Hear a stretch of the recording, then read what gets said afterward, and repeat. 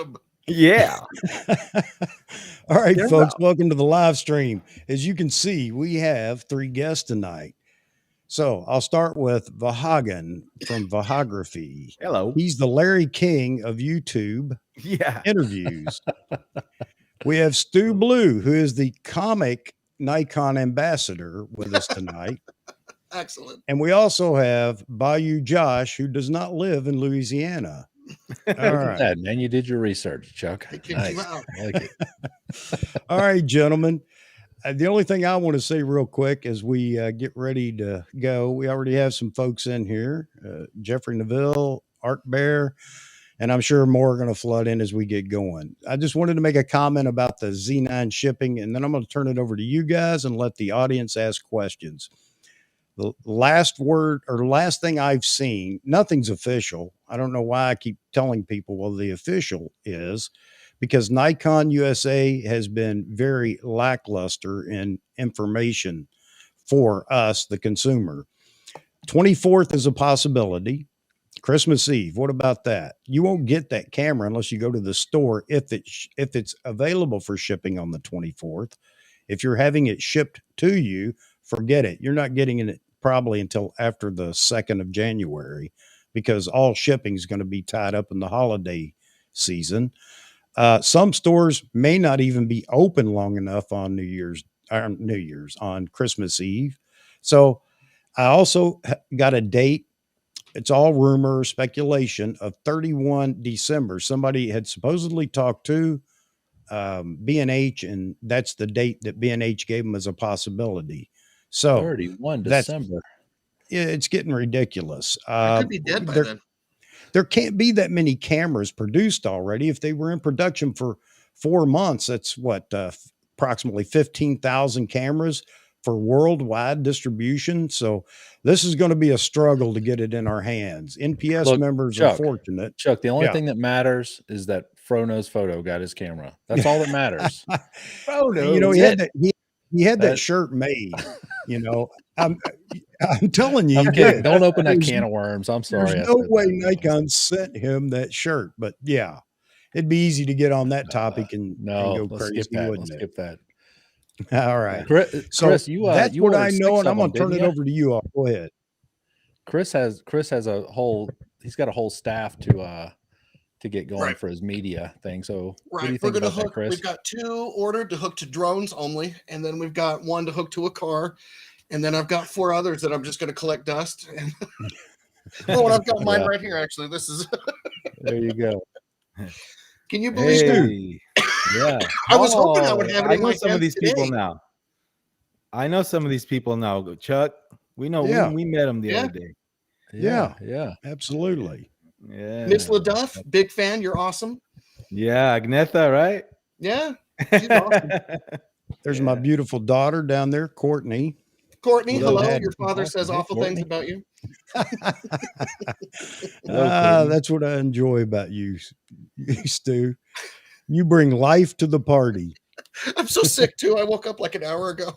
Oh man. I woke up and I text or emailed Vahagan and I was like, what time are we going live? I'll try and mute my microphone. Well, I just want to start by saying thank you for having us. Yeah, it's a pleasure. Thanks, Chuck. And you know, we're happy to be here to answer any questions anybody has and to talk about Z9. Hey, I appreciate everybody joining the chat. I mean, I can't believe that. Look at that. There's people popping in every 2 seconds there. It must be Chris. Chris, you draw a crowd, man. Well, Chris we weren't going to invite you originally, Josh. We did it as a sympathy. I figured as much. I know how this goes. We need a bird guy. The bird. Everybody loves a bird guy, right? Yeah. There's some of my plank holders for the channel.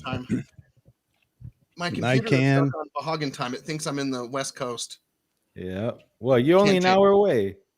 Well, I mean, an hour difference. A lot can happen in an hour. Yeah. Like what? I could die.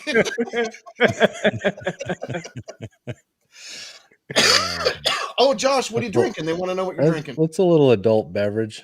not Kool-Aid, adult Kool-Aid. Sorry. Oh, yeah. I might have to get up for a refill here in a minute, but if I start slurring, Oh. just let me know and I'll cut it short. Hey, I see some nice exotics back there, Josh. Yeah, look up at that with lens that? count you've got back there. You like that? You like that? Yes, we do. Yeah. Yeah. No, look, I moved into I don't know if I told you guys, but I moved to downtown Boise. So I'm a smaller location. It's a little smaller house. We found it, and man, it's so expensive. Did y'all know that? I don't want to get on a real estate rant, but Boise is now the most expensive city in the country to live in by income, right? I mean, we only make minimum wage. It's because they don't pay you guys anything. They don't pay enough. That's really what it comes down to. It has nothing to do with the home values. You could buy a mansion for $79,000, but we all make $355 an hour. So it's kind of a little tough economy. Meanwhile, Vahagan's having ribeyes at his favorite restaurant. Photographing Kim Kardashian. Yeah, that's right. With my 600. Nice. I was gonna comment on that table you got back there. That's you like that? Nice. I built that with my bare hands before I was born. I'm zooming in on it now. Yeah, enhancing. I like that design out there. Oh, did you do that? No, man, I can't. My creativity. I'm still working on being creative. I haven't figured that out yet, but it's nice. Yeah. Well, good, man. I can't believe all these people. Yeah. What did Paul say? Okay, Idaho installed Boise. Yeah. Well, I'm not an Idahoan yet. Where do you yet. guys have your Z9 pre-ordered at? I've got mine pre-ordered at the Perfect Light camera store right outside of Yellowstone. So my goal was to go grab. Yeah. Well, no, it's in Idaho. No, I'm sorry, Idaho Falls. So, but they have the West Yellowstone store as well. But my goal is that it would be delivered today, and I was going to take Friday off, and I was going to ride up there, grab it, and I was going to spend some time in Yellowstone. But that crap went to shit, so I ain't going to be doing that. Sorry, Chuck said we could cuss, but but anyway, so I'm not going to be doing that. So I'm hoping I've got another trip planned to go down to New Mexico to photograph those sandhill cranes. Wow. And so I have to be there the middle of January. So if I don't get it by middle of January, I'm just going to bring a GoPro, and we'll see how things work out with that camera. Are you flying to New Mexico? I'm going to start walking tomorrow. But I'm flying. Oh. Yeah, I'm flying. So I got it. Flights are cheap. It was like $305 for a round trip ticket. Is that all? And that was first class. So because you're making that Boise money. Yeah, $3.50 an hour. I'm doing pretty good. Yeah, he has to participate as crew member. Exactly. I have to give them the, a few exit signs. I don't know what to do on an airplane. Chuck, were you able to get yours reserved yet, or are you waiting, or what's your plan? No, brother. I'm ahead of you at your camera store. Really? B&H? Y'all are all B&H guys? Nope. Adorama. I thought you did Picture Line. Oh, in Salt Lake? Yeah. That would require me to leave my house, and that's where the sun is, and it's gonna get me. I'm scared of it. So I did order mine on Adorama. Picture Line would have been great, but I didn't want to do a brick and mortar store. I just felt like I felt like I would get it sooner if I ordered it from Adorama or B&H and stuff like that. You want to support your local mom and pops, man. Come on. You're going to get in trouble now. Yeah. Go over on Nikon Rumors and make that statement. Watch the hate come out. I got three pre-orders in. Actually 2.5, but whatever goes through first. How do you do a half order? Yeah, I was. Wait, don't stop there. What's a half order?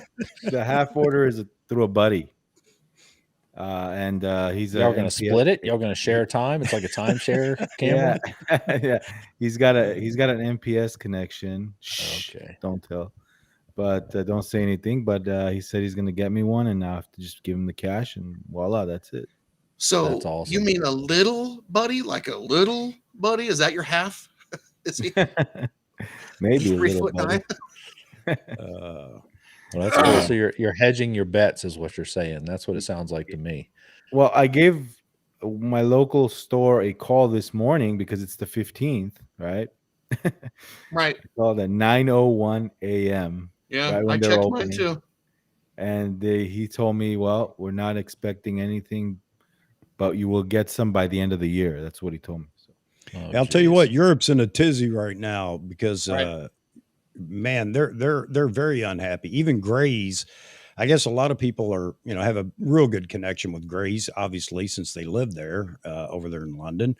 But Grays has no information. Becky and Con aren't sharing anything, and I believe them. I don't think they know. Did y'all see? NPS member, sorry. Did y'all see that Nikan said? What did he say? Let me scroll down here. He said he was going to buy his and fly from Ireland to pick his up. Is that right, Nikan? You serious? You're gonna fly into the country? That's nuts. That's an expensive camera, is what I'm saying. If you hear his explanation of how they treat Ireland as far as cameras go, he's not had a lot of luck with them. Yeah. He's been saying all along, 18 months you expect to see the Z9 over there? Oh my gosh. Yeah, don't blame him then. So Nikon Europe handles it all. And UK obviously is a big boy, but everybody else are stepchildren, I guess, over there. Yeah, Paul Connor says he avoids Autorama. I ordered something from them once, and it came late, and when I opened the box, it was an empty box. What? That's awesome. Yeah, that's awesome. Yeah, I understand your. That's nuts. That's nuts. Yeah, I don't know. I've got a guy that I talk to every time I call Adorama, and he I asked for him. I'm not going to say his name, but he's very rude, but he's always right. I mean, he always takes care of me. He's very fast paced with me. He was like, "What do you want?" And I'm like, "I want a camera." And he's like, "It's New York. Which one do you want?" And he's very he's aggravated that I want to talk to him, but he's never messed me up, man. B&H and Adorama are the two closest brick and mortar stores to me. Really? Where are you at, Chuck? Where are you located? I'm in Connecticut. We're moving. We're heading south, but right now in Connecticut. So I've been down to the camera mecca, B&H, and I'll tell you, that is, if you ever get a chance, I wouldn't take a vacation to go there, but if you ever get a chance and you're through there, you can spend all day inside B&H. It's really. Oh yeah. That would be so cool. It's like a tourist trap, is what you're saying, huh? Actually, it is. They have a lot of people that just go by there that have heard about it, or somebody recommended they go in there, and they probably walk out with something, because I mean, it's not just cameras, as you may know, it's everything electronic. And I mean, they've got everything. They have test booths for mics and headphones and speakers. They have, they've got a drone cage that you can try drones and fly them in the cage. And what? I mean, it's sorry, guys. It's bizarre. I'm getting a kick off reading these comments, man. Yeah, it's good stuff, man. Jeffrey, it's crazy. It's going so read fast. Jeffrey's. That's good stuff. Paul Connors. Oh my God, this guy's no holds barred. Oh, that's funny. He's a military photographer, Josh. Paul, yeah, I saw Paul on y'all's your stream. I was only on for a short time, but I can't believe that. He said he beat somebody to death with an F5. Is that right? Yeah, yeah, he did. Stewblue, true story. Right there. That is a badass. Don't mess with Paul. Shit. No, it's no joke. He did. I know. I saw the look in his eye. I was a little nervous. That was crazy, man. Look, so I'm going to tell you, we made we were making trips back and forth from Iraq to Kuwait, and we had a photographer, but it was all nighttime, and he was taking pictures of the explosions going off in the distance over, Baghdad and all the places we were bombing. And that dude was he was like, land here, I want to get a shot. You know, he was trying to be bossy, but the old warrant officers are like, dude, sit back in your seat, man. They those photographers, man, for war zones, they're brave suckers. But yeah, Paul, that was pretty interesting, man. That was pretty cool. That story about the F5. Since you guys are, I know Chuck and Josh, you guys serve, military guys. Who's like, you guys know who the most famous military photographer is? Or is there one that's like a go-to for no idea. No idea. No idea. I'd love to check that out. You know? Awesome. What about the new? Is that you? Is that your babies? Yeah. We're, like I said, we're all sick. We're hungry, Dad. Feed us. Yeah. I had to pass the torch to my wife today. I've been taking, she works 7 on and 7 off. Oh man. And she just started her 7 off, and I'm just like, thank God you're home so you can help, because it's been killing me. And now I'm sick. Every time my sweet little 3-year-old blows snot out of her nose, she wants to give me a kiss. And so now I got it. I got it bad. I can tell looking at you that you got it bad. Not looking good. I need the beauty filter on here. Is that here? Yeah. Jeffrey said you need to just go give the kids a cookie. That'll fix everything. I got them, comrade, milkshakes. Whoa. Hey, here's a common cold like a milkshake. That's that's a fact. That's science. That is science right there. That's good. That's crazy. You guys, I want to ask Josh a question real quick though. Yeah, go ahead. Hey, little buddy. Oh, that's great, man. Movie star. That's a face made for movies right there. Yes, sir. And this is Jude. He also is sick. High fever. Oh, Jude. Hey, Jude, get better, buddy. Hey, Jude, you're gonna get us all sick, man. Yeah, go wipe your boogers on Josh. He's up in Boise. He's real close. Go get him. Thanks, buddy. Good to see you. Oh man, awesome kid, man. Yeah, he's a good one. Good. He's my eldest. How many you got? I've got 3. 3. I've got him, and then his little brother, and then my little princess, my little 3-year-old Isla. That's good awesome for you, man. buddy. Yeah, good they're for good you. kids. So they're good kids. Let me turn my microphone off so I can go beat one of them real quick. So Josh, you're gonna get the 800? Yeah, no doubt about it. As a matter of fact, I made some quick reach out contacts to a couple of people I know, and hopefully I can get an early release of that one. I'm working some back channels. Is that what they call it in the industry? Back channels. Yeah, but look at the way it sounded. We're 9 to 12 months away from that thing. So could be. That's an exciting lens. Yes, I don't know if you noticed how much I nerded out on that thing. I got on, I was at work and you did. It's 2 inches.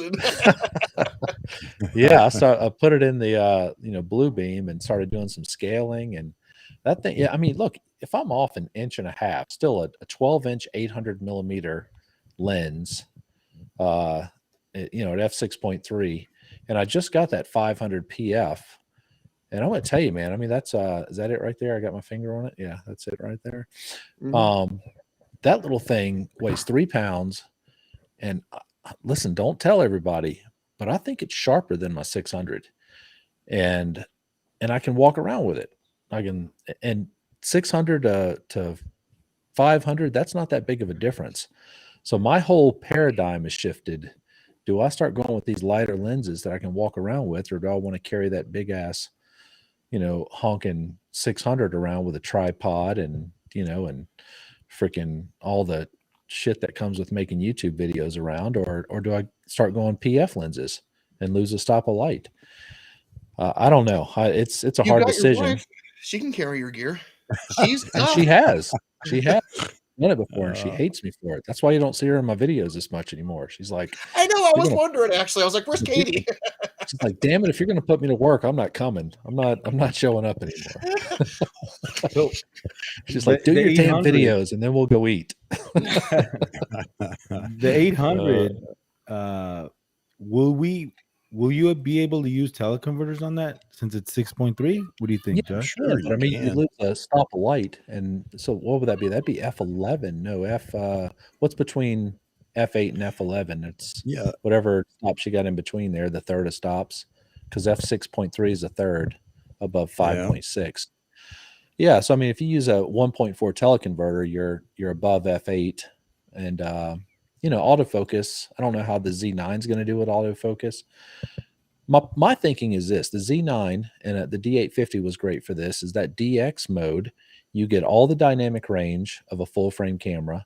You get the fast, snappy autofocus, and you get the 1.5 crop with that DX mode. So 800 times 1.5, what is that? That's another 400 millimeter. That's 1200 effective focal length. I mean, in come DX on. mode on a Z9. That's ridiculous. The 2.0 TC on that 800, 1600 millimeter. Could you even find the target? Well, that's the other problem. That's exactly right. You could do the rings of Saturn. That'd be cool. Exactly. No, it would move out of frame so fast you couldn't take a picture. Yeah. I wouldn't shoot with the 2 times though. With that, I would go 1.4. You'd have to do manual focus. Yeah, like Paul said. Paul pointed that out. But yeah, so I'm going to get it. I mean, there's no doubt about it. I mean, if that thing's anywhere south of $8,000, I think it's worth it. Absolutely. You did that size thing, huh? You figured out the size. That was cool. Yeah, I just scaled the opening. I mean, the opening of the new Z mount. I'm pointing at the camera here. The opening of the Z mount is 2.25 inches, 55 millimeters if you're Canadian, and that you scale that out, and that's 11.5 inches for the length of it. That's tiny. That's tiny. That the 500 is 9.5 inches. It's a no-brainer in my opinion. Mobility. A lot of people in here talking about that. Yeah. No, Paul, they haven't posted anything about it yet. Just a picture. No prices on the 800, but it looks like it's like 1100 for the other lens that they announced, the 28 to 75. Yeah. Which, by the way, can we talk about that one for a second? Yes. That one waiting all day. that makes no sense at all. Tell me more. If that thing would have been out when I got the 24 to 70 f4, there's no way I would have bought the 24 to f4. And then why would I buy a 24 to 70 2.8 for a screen and the little function button is all you get with a 24 to 70 2.8? Well, you get I'm buying a 20. Yeah, but now you got a 28 to 75 2.8. I mean, what does that 4 millimeter on the low end really do for you? You can take 2 steps back, zoom. I'm with excited. your feet. I think it's gonna be great for video. I think that this is a move that they did to compete with maybe Tamron and Sigma coming up. I think that maybe they lose business to the cheaper Tamrons. This lens is identical to the Tamron G1 version of that. Identical. There's a cutaway view over on Nikon Rumors that somebody put together, and I'm telling you right now, it is absolutely identical. So there was really to the Tamron G, the first version of that lens that they made. So the only difference between this new lens that Nikon's selling, I don't even know. That's the other question. Are they making it? Is there a deal with Tamron? Tamron's hooked to the skirt of Sony, so I have no idea. Maybe this was a way around. Somebody was talking about the Sony Tamron connection. But remember, before Sony, Tamron was hooked to the skirt of Nikon. I mean, that was Sony, of course. When they had that new, what do they have, E-mount or whatever it is, when it came out, that's when Tamron did go that direction. But Tamron was known for making great Nikon lenses. So the question everybody has is, why would Nikon do this and shoot themselves in the foot with their 24 to 70 2.8? I know. Quality of the glass. Yeah. Well, we're going to see. we're going to see whenever that lens gets in somebody's hands, it's going to be interesting to see how it compares to the 24-70. 5 millimeters on one end or the other really isn't enough for me to say, oh yeah, I'd rather have that than 24-70. So it's going to depend on the quality. But if that thing's a quality lens, then the 24-70 is going to kind of sit on a shelf. You'll be able to get one here in a couple of months. Jeffrey makes a good point. Look at what Jeffrey said for the Z50. So what is that, Jeffrey? What's the math on that? So if you do if it's 1.5 crop, what does that become? A 24-70, a 40 to 90? Is that right? Yeah. He's got a good point. So yeah, it's an entry level 2.8 lens. I don't know what to think of it. I don't know what to think. Well, that'd be a weird on a crop sensor camera, say 40 to 90. Let's just use that. 40 to 90 is a strange zoom range. Not Everything that it isn't useful. Strange. Yeah. Yeah. Well, true enough. Yeah. Yeah. Maybe focus speed too. Focus speed. Focus breathing, like Dave says here. Focus breathing, focus speed. That's one of the things that Nikon talked about was it should be a decent cine zoom lens because they said that there is no focus breathing in it. That's what Nikon said. So we'll have to wait and see. It's going to be interesting. Yeah, that's why I'm getting it. Gentlemen, give me just a second. I will be right back. All right. It's if we're going to make fun of Josh, wait a minute, and I will be back to help. Okay. I gotta 1 second. We're gonna keep going. We're gonna keep going. Yeah. There you go. Paul says 36 to 90 millimeter. There you go. That makes perfect sense.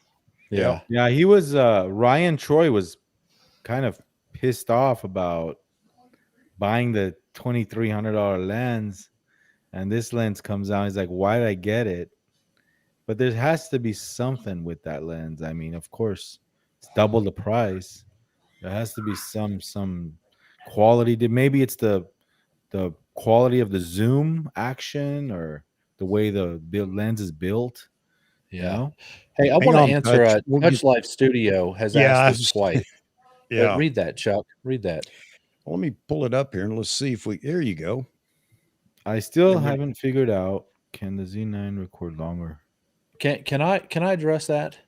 Please. Who the hell films for 125 damn minutes? You know what I'm saying? That's a full length feature film.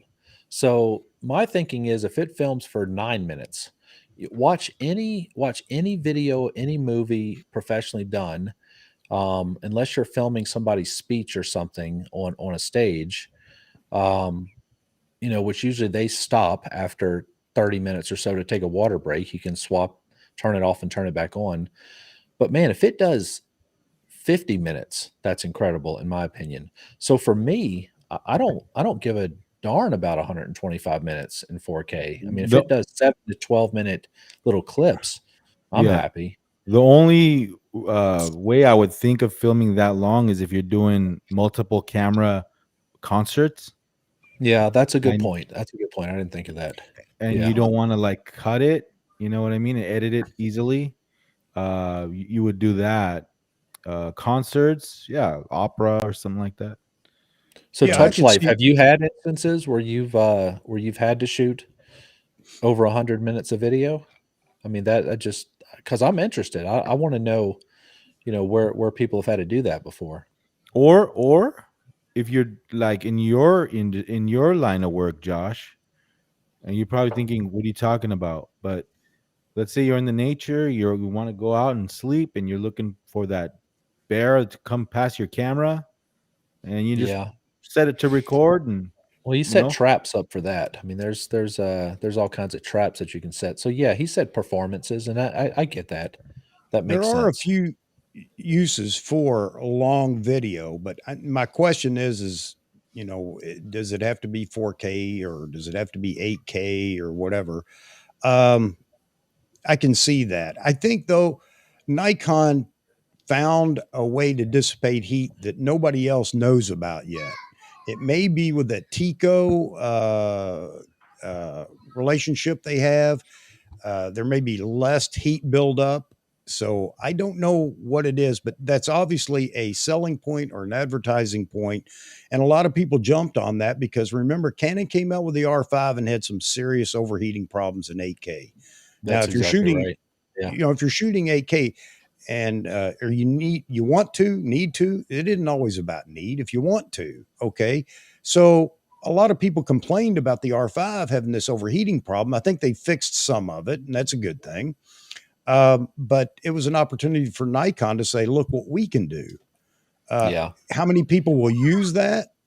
Who knows? Not many, maybe, but it's still a nice it's a nice bullet on the marketing for the Z9. So I'm not opposed to it if they can do it Yeah, that makes sense. That makes sense.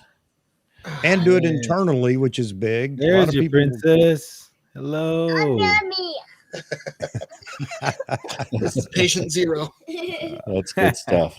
Yeah, she's the one that brought it home, huh, baby? She's like, get me out of here. Who are these weird people? And this is Hey. patient two. What's going on, buddy? This is I got to Colin. pull this up here real quick. We were talking about the 28 to 75 and there may be no focus breathing.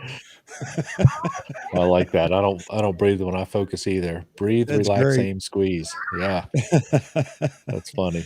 125 minutes is 1.7 gigabytes. Holy crap! Wait, that's that's a doesn't- terabyte. Terabytes or gigabytes? terabytes. My 4K footage is that much. Yeah, not even 2 minutes. Yeah, I mean, I get it now. When he said performances, that makes sense. Yeah, if you're doing a concert or even a comedy show or something like that, and but I wonder, I mean, those guys are typically recording externally, Right. some sort of Atomos or something like that. So If, yeah, I don't know internal record times, how important that is to people who do it Yeah. professionally. That's my thoughts. Josh, one last question about the 800. Back to the 800. Is Yeah. there only one 800 lens? I think There's so. one version, There's the 800 5.6. and that's it. Yeah. Currently, and for the F currently, mount. yeah, for the F mount. That's correct. So there's one Yeah. lens. That's it. Okay, that's the one Yeah. that's like 17 grand, I right? can't say that again. That's the one that's like 16,000. Yeah, it's extremely expensive. Yeah, and you gotta have a pack mule to carry it around. It's a big old lens. Wow. So your comment, yeah, a lot of people want an affordable 2.8, and that's going to be the market for that lens, no doubt about it. We need to wait and see what the quality of that lens is. It does not have coatings. I think that it does, and it does have weather sealing. So, I mean, Nikon has already talked about that. I'm sure it's not the equivalent to the S-line primes or the gold ring tellies, but Yeah. do it all lens. Yeah. How will the 800, Josh, the going from 5.6 to 6.3, right? Using a long lens like that, is there a big difference from 5.6 to 6.3? I mean, it's a third of a stop. I mean, I don't see it as a huge difference. Light is king in wildlife photography. A lot of the best action you get is, right as sun comes up or right as sun is starting to go down. And I've been in situations, where, let's do the math. Okay. So if you're shooting at f5.6 and you're, you're 1/100th of a second or 1/50th of a second, and now you're at f6.3, that means you're now having to shoot at 1/25th of a second or 1/30th of a second for a third. So, So you're that's on the talking low about end. keeping your ISO at the base. Yeah, exactly. To keep that ISO as low as you can. So, I guess the big deal is how well does that Z9 perform in low light, right? I mean, I'm just gonna say it. The Z6 is fantastic. It is better than the D850. I had both of them side by side for a while. The Z6 is easily a full stop. I shoot at 6,000 ISO all the time, or 6,400 ISO all the time with the Z6. I didn't do that often with the D850. I mean, 3,200, was when I started to lose a little confidence. But if the Z9, which I doubt, I really do doubt because of all the megapixels, I doubt it can shoot at 6400 as well as the Z6 II does. I probably disagree. I think it's going to be kick Well, ass. I hope you're right, but when you got all those pixels, I mean, they've done the Yeah. studies over and over again. The higher megapixel cameras just don't perform as well. That's why Yeah. those pro level cameras have always been 12 and 24 megapixels or 20 megapixels, because these guys are shooting in stadiums, poor lighting and basketball arenas, and they need that higher ISO performance.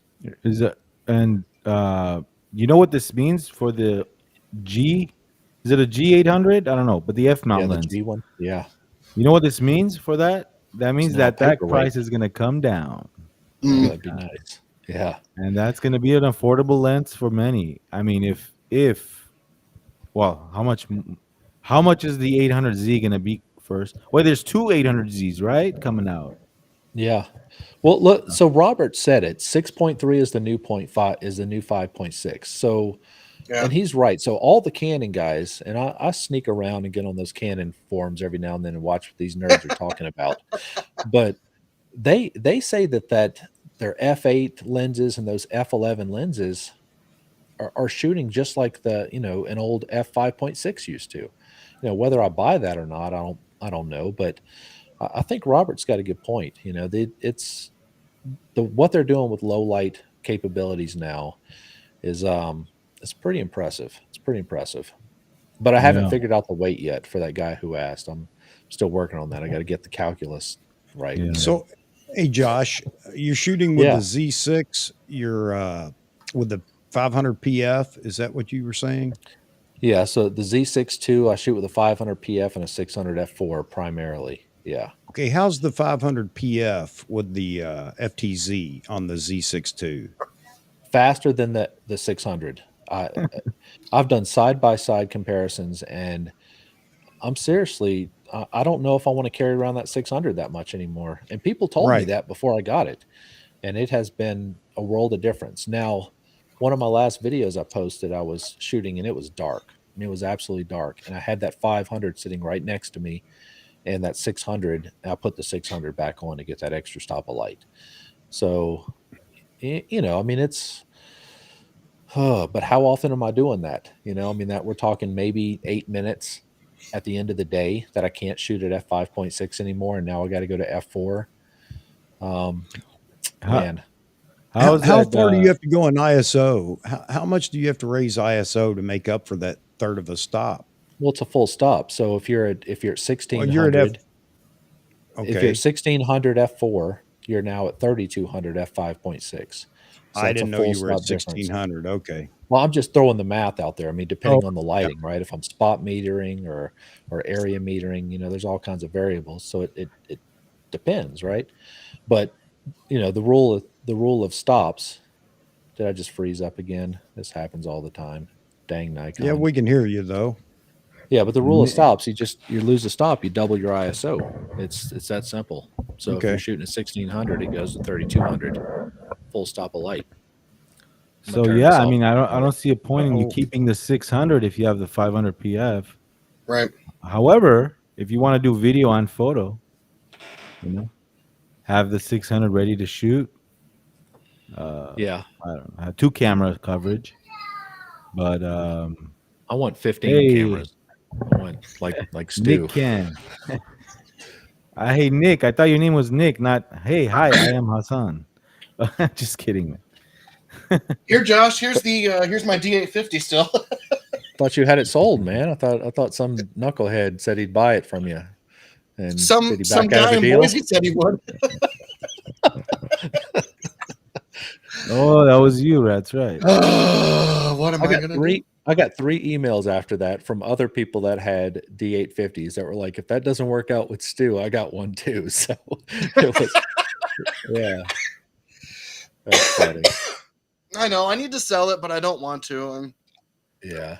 Hey, Chris, I like your history video, educational Nikon stuff you're putting out. I appreciate it. The history snapshot.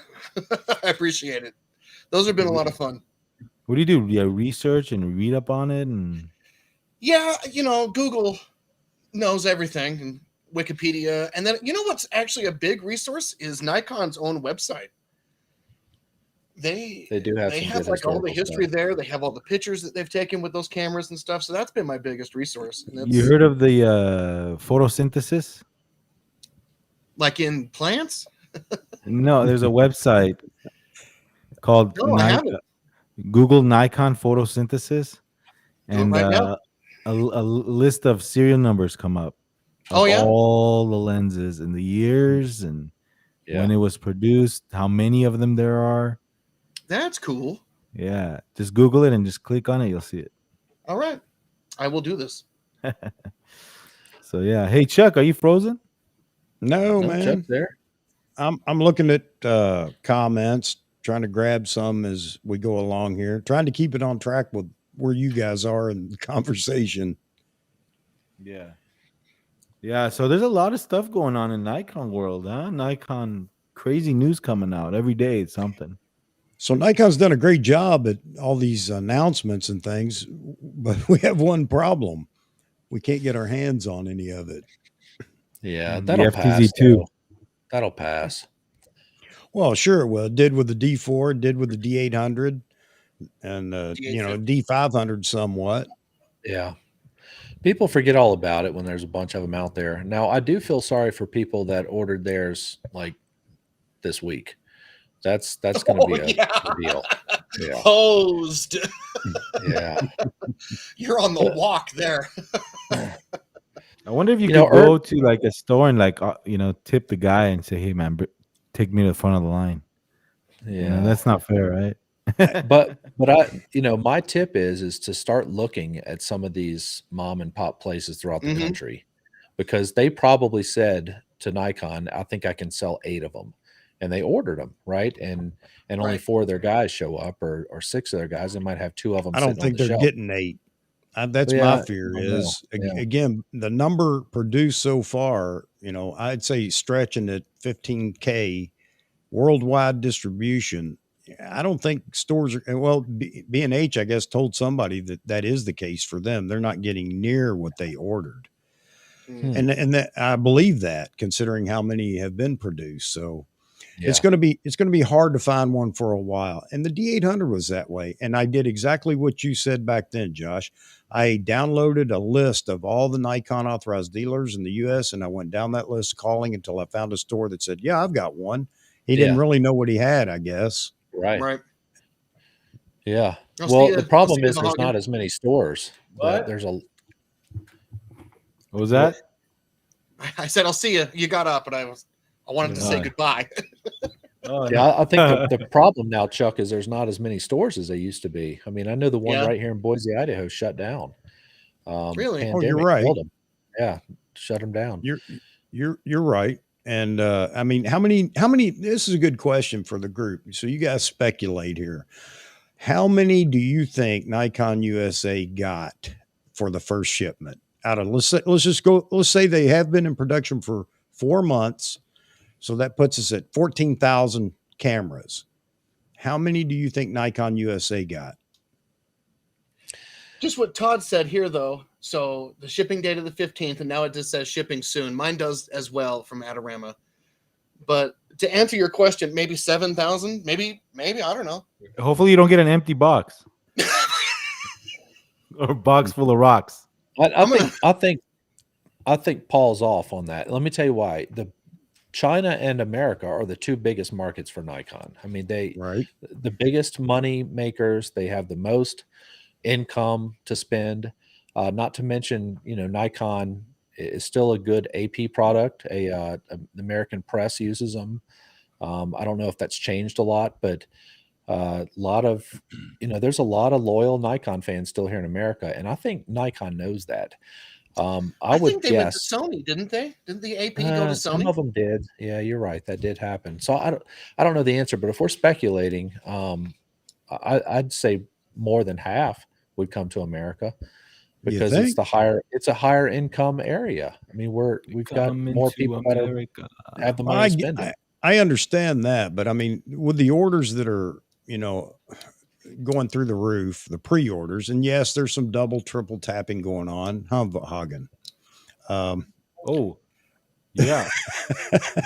So, but I just can't imagine how they're trying to divvy up the total produced thus far, they being Nikon.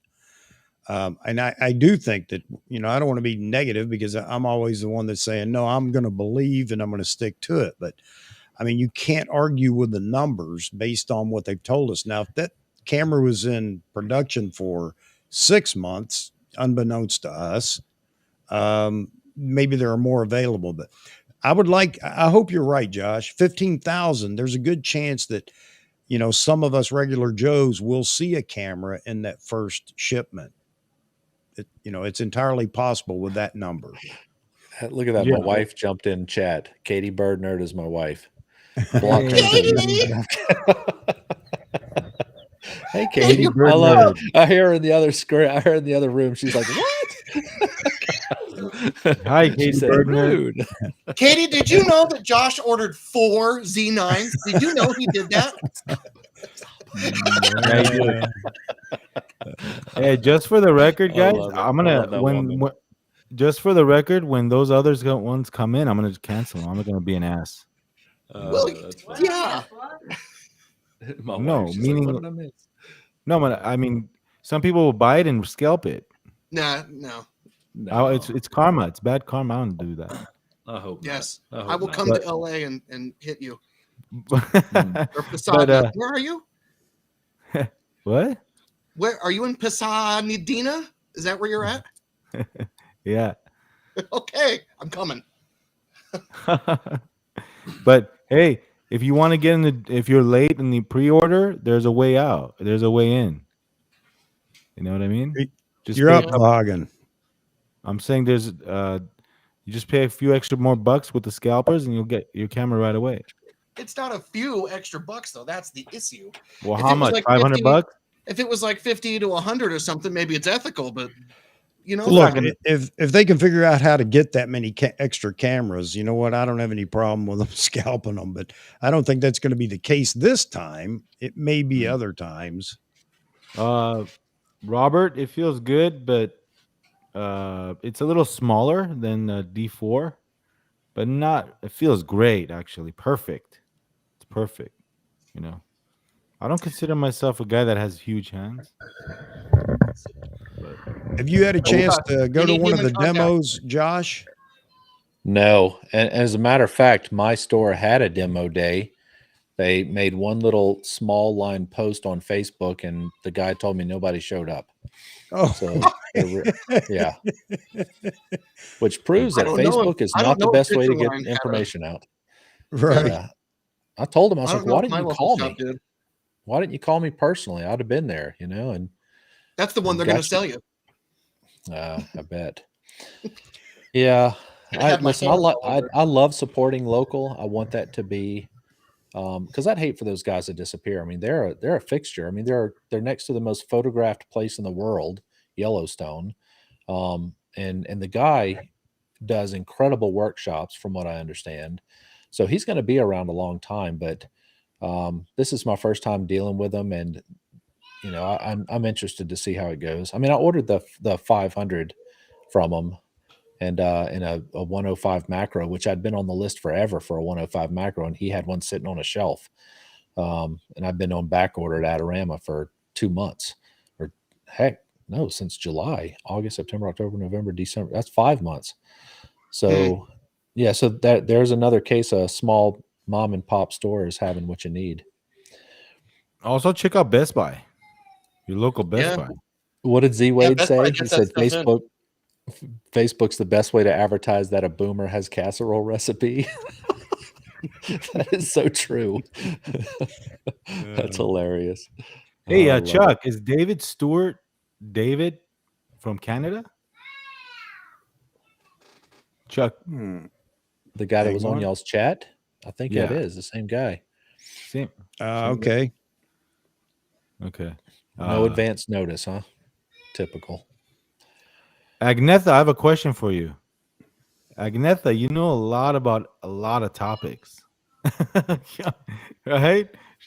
Oh, there you go. Have you Yeah. guys held a Sony A7? I think it I feels have. smaller, and I think it feels smaller, and I think it feels lighter, and I don't like it. It felt like a toy. It felt like a consumer grade electronic. Does that Get make ready sense for when I say that? Nikan.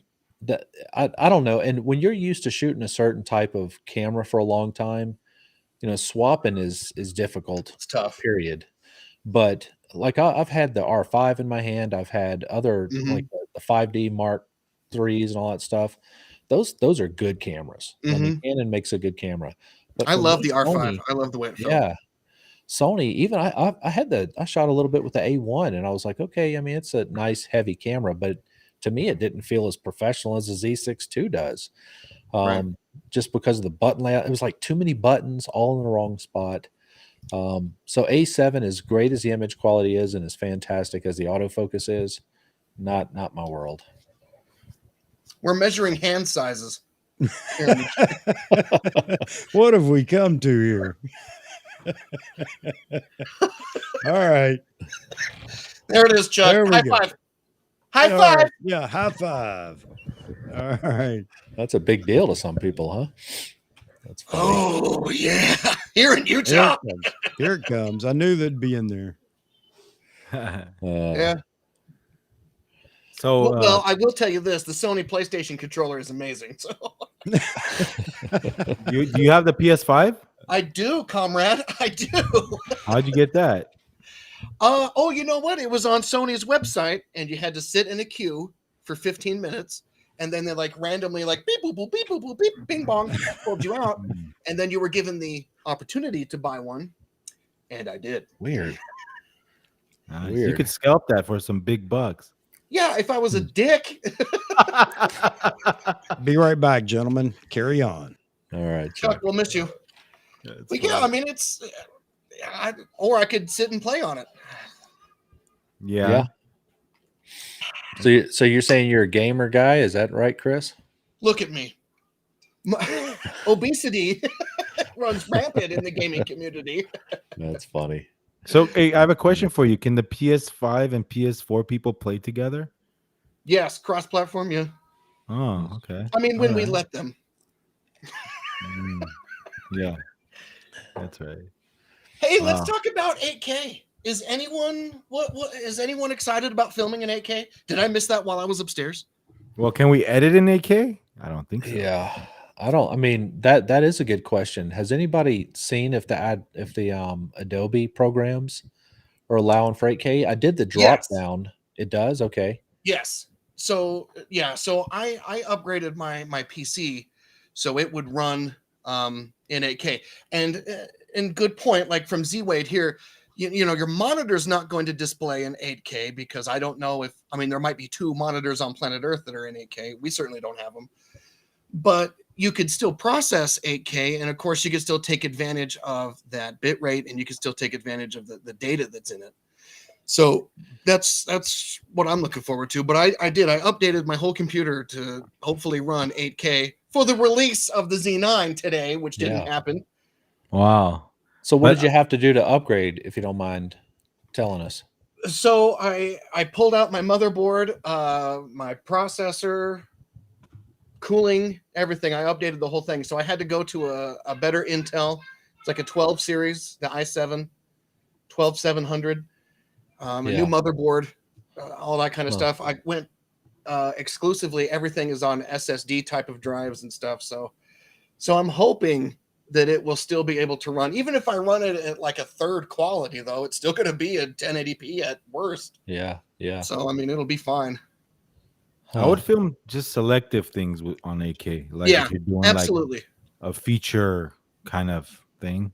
Maybe like even like a sunset or something like that. Just 10, 15 seconds of something in 8K.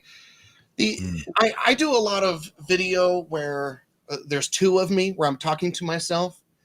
And filming in 8K would be awesome for that because I could zoom in on one Stewblue and zoom in on the other, and there wouldn't be any degradation or anything like that in loss. So that's the big thing with 8K right now.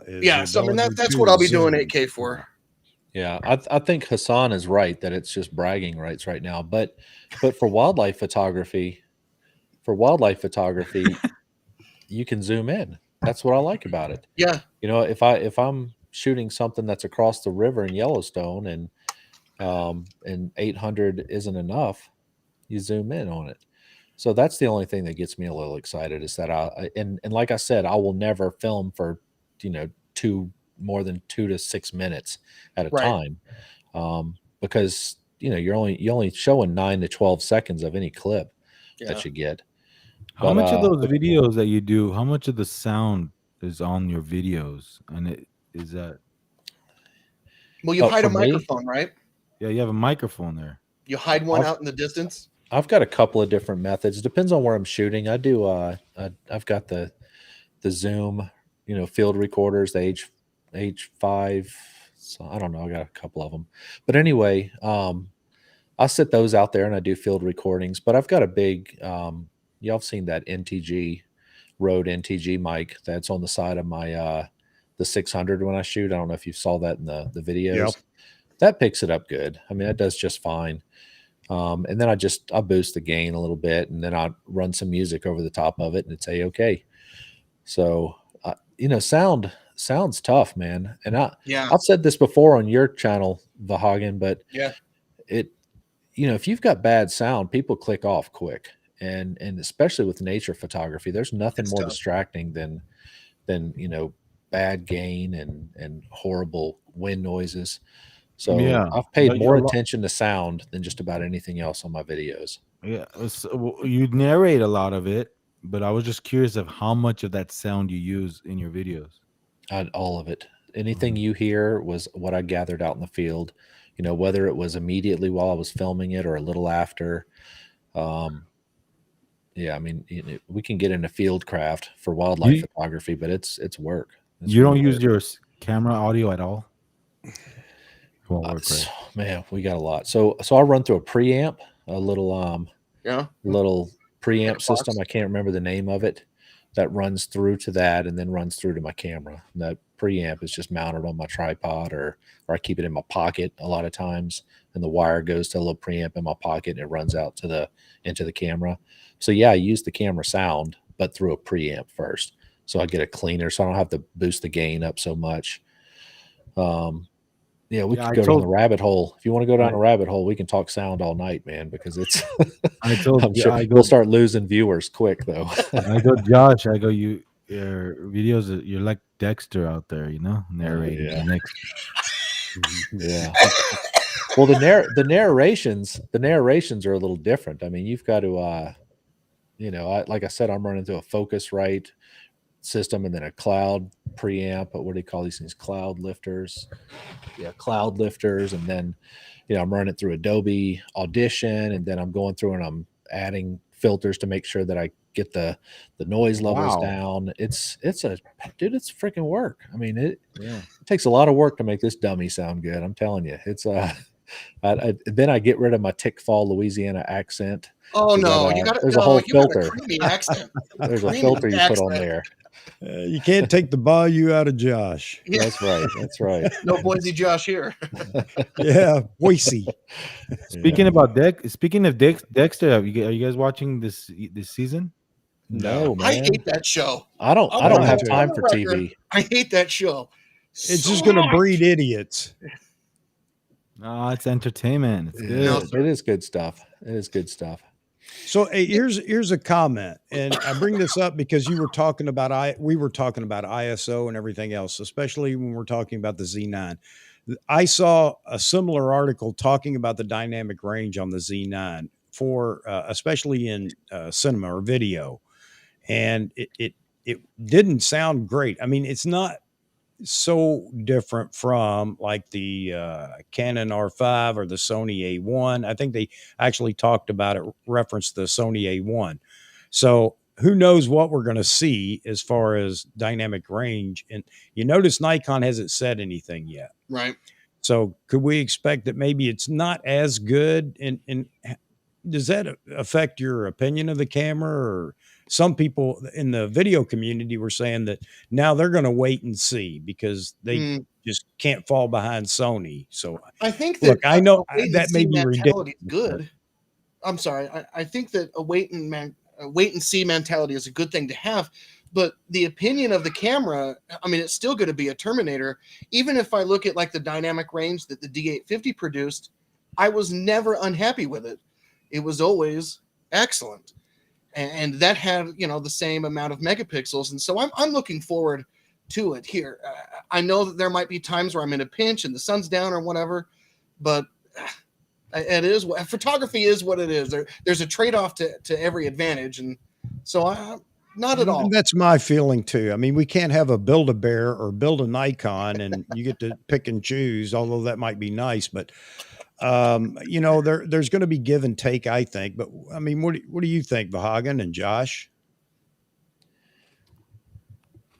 Go ahead, Vahagan. I'm still thinking. Well, okay. Well, let me tell you what I'm thinking. Okay, I'm number one. I am going to go get another drink. But number two, what really frustrates me about all of this gear talk is that we talk about the fringes so much. We talk about, you know, dynamic range at 10,000 ISO. You know, or here's the reality: if you get your field craft right, you get out there and you pay attention to the light and you compose in such a way where you use shadows to your advantage and you know, and you don't blow out your highlights. That stuff doesn't matter that much. I mean, I know guys that, you know, shot with, you know, what was that D700 you were talking about today? I mean, I knew a guy that shot with that D700 and I mean, the stuff that he got was amazing. And I'll tell you something else. When you're in bad shadows and you're trying to underexpose, just stop doing that. I mean, I don't care how great your dynamic range is. When they start comparing these things at, you know, pulling up the shadows and something at 12.8 ISO, I mean, so one looks a little better, but they both look like shit. So, I mean, I don't think it's worth even talking about. We get caught up on these fringes, and the reality of it is all of these cameras at that level are pretty damn good. And if you start arguing about just a little, one's a hair more grainy than the other, but if you pixel peep a little, first of all, nobody's blowing up. Nobody that's watching our videos or any of that stuff is blowing up their stuff to billboard size, which is where you see that. I just think it's not even worth talking about. And people will argue about it and they'll say one's better than the other, but it's all bullshit. It doesn't really even matter that much. That's my thoughts. No, I would agree. Yeah, I'm not a big fan of the HDR effect anyway. No, I don't like that either. Yeah. Anyway, it'll be fine. I would agree. And I'll tell you the other thing that I get bent on sometimes, everybody starts talking DxO numbers for lenses. And you know what? And I may have the lens and they're talking about how it's crap. And I'm thinking, I don't know what you're looking at, but I'm happy with it. So along with that, this is where we start talking about creativity in photography. We've lost that. We're all about specs and, you know, people are critiquing. Well, that isn't pin sharp. Do you like the photo? Oh yeah, I love the photo. Then shut up. Yeah. You know, I get tired of that. Yeah, exactly. Yeah. Just take pictures. Go out and take pictures. Yeah. Well, and it's our fault. It's our fault as, you know, it's your fault. Content creators. Well, think about it. I mean, how often? Yeah, mostly my fault. I don't talk about cameras that much on my channel. I mean, it's mostly get out and shoot, and I'm hoping you get out and lay down and get dirty and get some pictures because that's what it's all about, right? But it is the people on YouTube that put up charts and they shoot shit in their living rooms and they you know, they're in their bedroom with their little freaking things and there's plenty of people that'll watch that stuff. But that is not photography. That is not photography at all. No, you're right. I think how does it feel in your hand, and that's what it comes down to.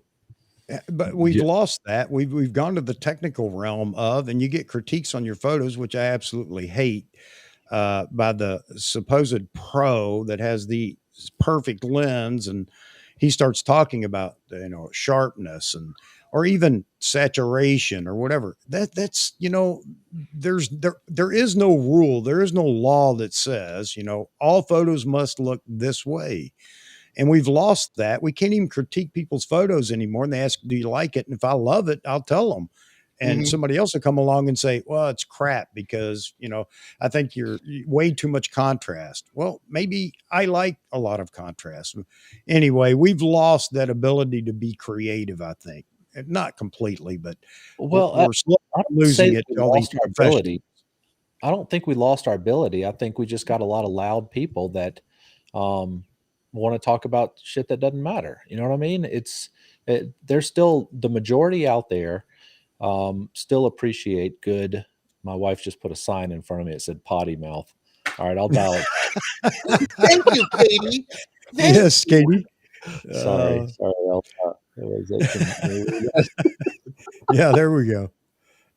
But the video that you have when you talked about your lens, yeah, that one did good. I think when you do it tastefully, people love gear. Yeah, but I think you did it very tastefully, and you stated the important facts about the 500. I think that was very well done. So yeah. Well, I didn't have a chart to shoot at in the living room. If I did, I probably would have done that, and that would have been the whole video. But no, I'm kidding. You know what I think one of the problems is, and I think it's a Nikon created problem, is that I think the Nikon fans are some of the hardest fans on earth. I think that they are some of the sharpest, some of the smartest, and some of the hardest fans to please. We're And the oldest.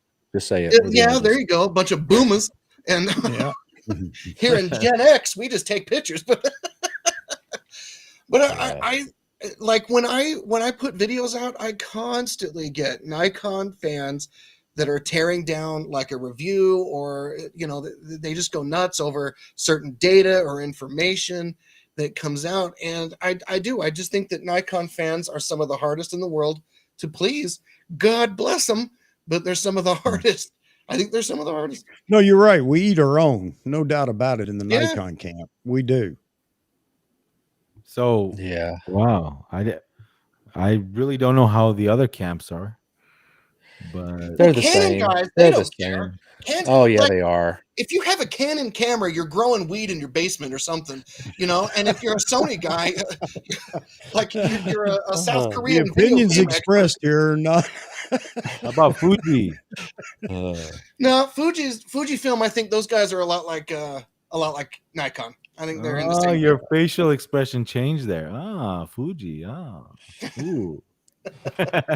Question, Josh. So go down to Hassan there. Who was that said that all this competition has made equipment better? Where I don't know who said that, but that's a very good point. That Hassan I made, actually enjoy the conversations back and forth. Yeah, it's part of photography. Without this, it'd be kind of not the same. It's there you go. He said it right. It forced Nikon and Canon to get off their butts, and I agree with that, because we'd still be shooting. Right. Yeah. But I mean, I guess that's technology as a whole.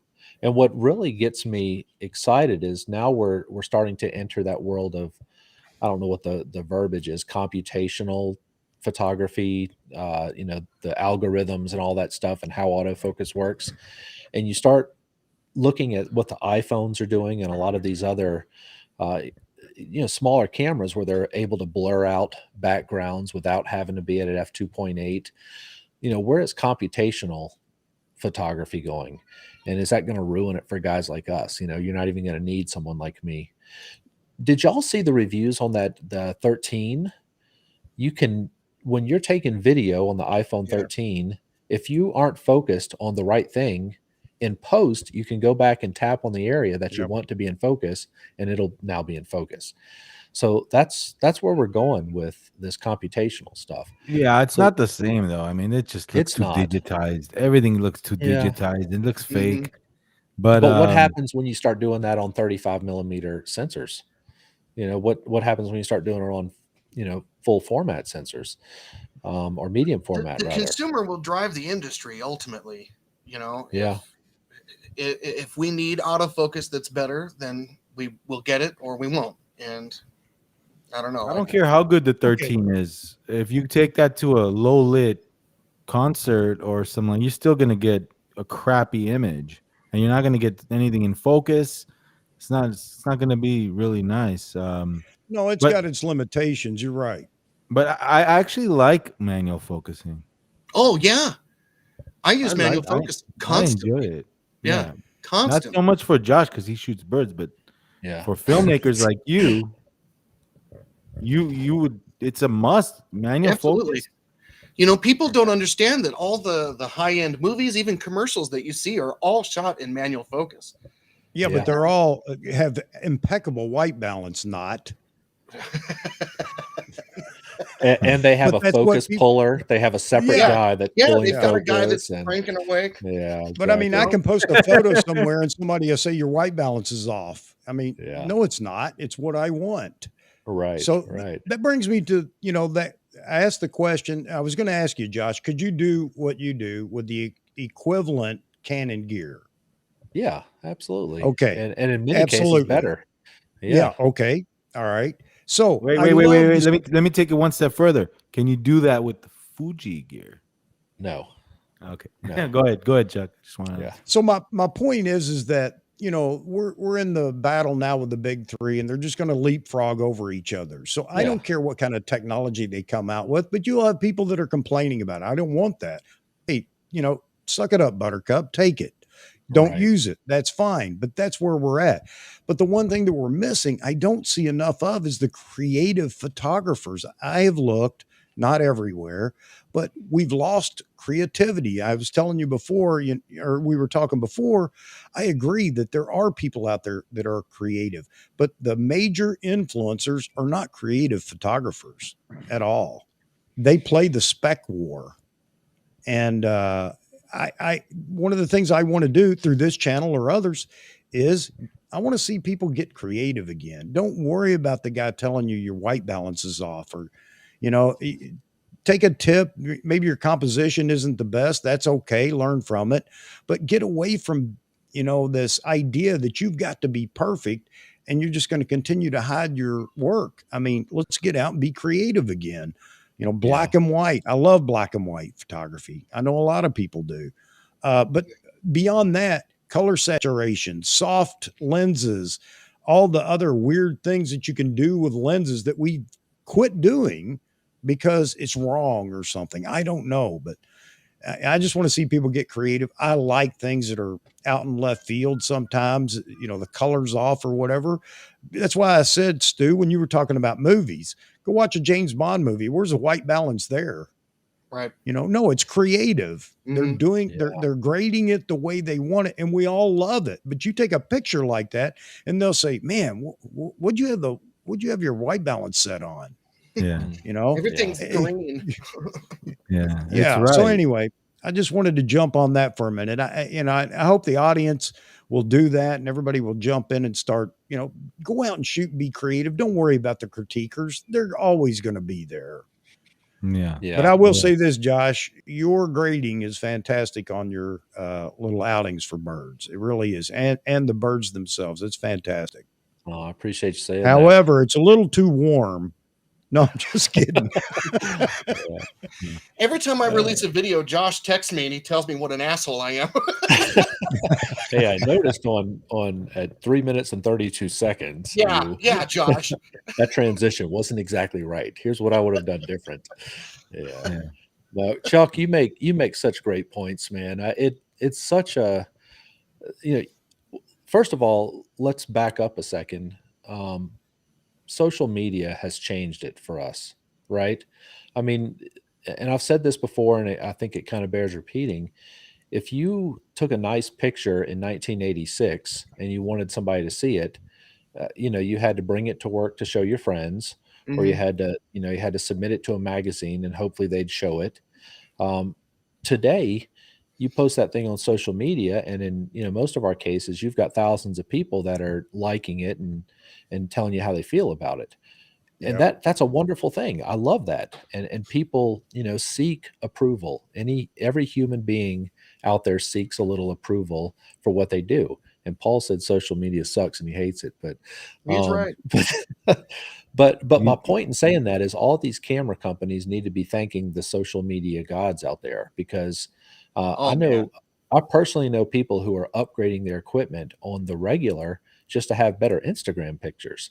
And that's all they do. They're not But you know what? That's printing, okay. they're not selling, and that's fine. Yeah. So I think Instagram has helped people progress faster. I think all these photo, apps have helped people learn from each other in a way that we used to not be able to do it. It used to be if you took a nice picture or if you saw a nice picture in a magazine, you'd have to write the editor and tell them about it. Well, now you just drop a direct message to somebody and tell them what you think, and they'll message you back. It's connected us in a way that I think is wonderful. I think it's the downfall of the camera, to be frank with you. Well, and I'm going to be say that, but it's fantastic. You see amazing stuff out there. Amazing stuff. Yeah, you do. But when was the last time you blew an image up and posted on a wall?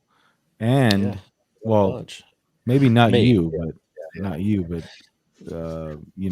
people out there. That's a whole other discussion. Is printing. I mean, look at that.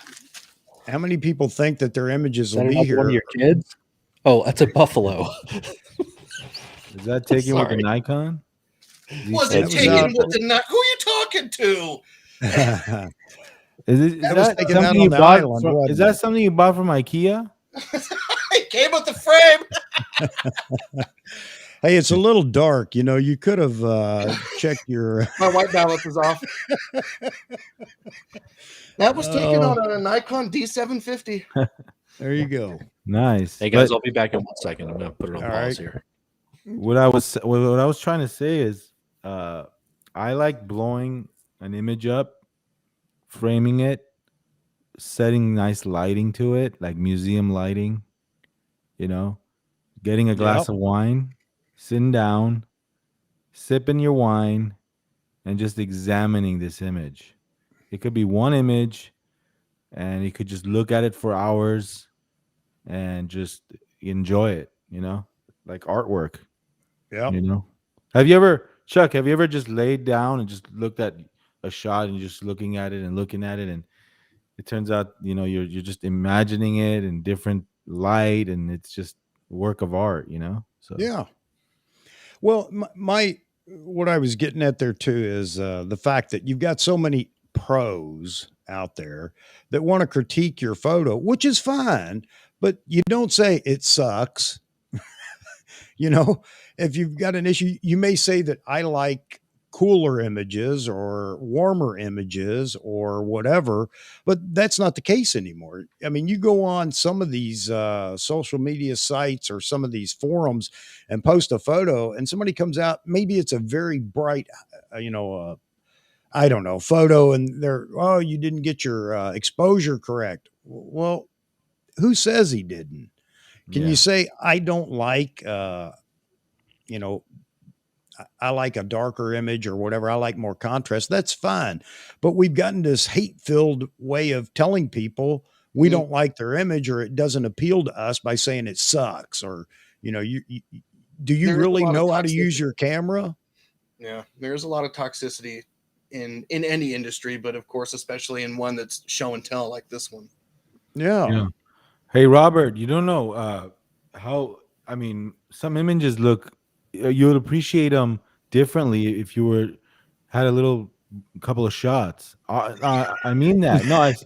No, I mean that. Seriously, you have a couple of shots and, you look at an image differently. Oh, I never realized this about this image I took. This is great, No, it's a good point. But I think that we get that a lot from video, the videos we put out. That video sucked. You should never have said that kind of stuff. But there's a difference between constructive criticism. Mm-hmm. Like if I came up to you and said, you know what, I think this image is good, but it would have been nicer if you kind of composed it a different way, right? Or just say that sucks. What are you doing? You don't know what you're doing. You call yourself a photographer. You don't say that. Hey guys, has Josh been here all night? How long has he been here? Oh, hey Josh, are you back? We were just not talking about you. Whatever. No, but Chuck, you're right. I mean, some of these things that there's a way of presenting constructive criticism without insulting someone. But Yeah, I just like the fact that if you post a photo, somebody may say, well, the competition, if you actually step back, 3 paces and didn't crowd the animal subject or whatever to one side, and that's fine because that's their opinion of how they would have shot it, even though they really don't know what's outside the frame in the photo they're looking at. I can live with that, but I just cringe with some of these people critiquing about it has to be perfect. White again, back to creativity. So I'll get off that stump for a minute. And so all you people in the audience, start making nice creative prints and start posting that stuff. And when people criticize because something's off in their eye, don't worry about it, because there are a lot of people out there that may like the same feel that you present in your photo. can you guys name me one amazing creative photographer on YouTube that also does creates content and talks about gear? I like Aaron Nace out of Chicago in Hawaii. He's one of my favorite photographers. He's a Canon guy, and I think I've learned a lot from him in photography. Very creative. I really like him.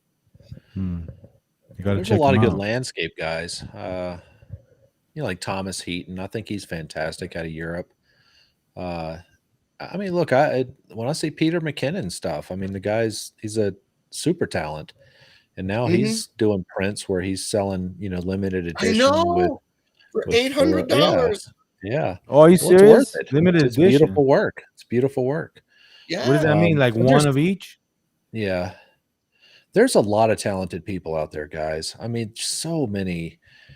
Goodness gracious, so many talented people. I scrolled through my Instagram feed and I'm like, I'm not as good as a tenth of these people.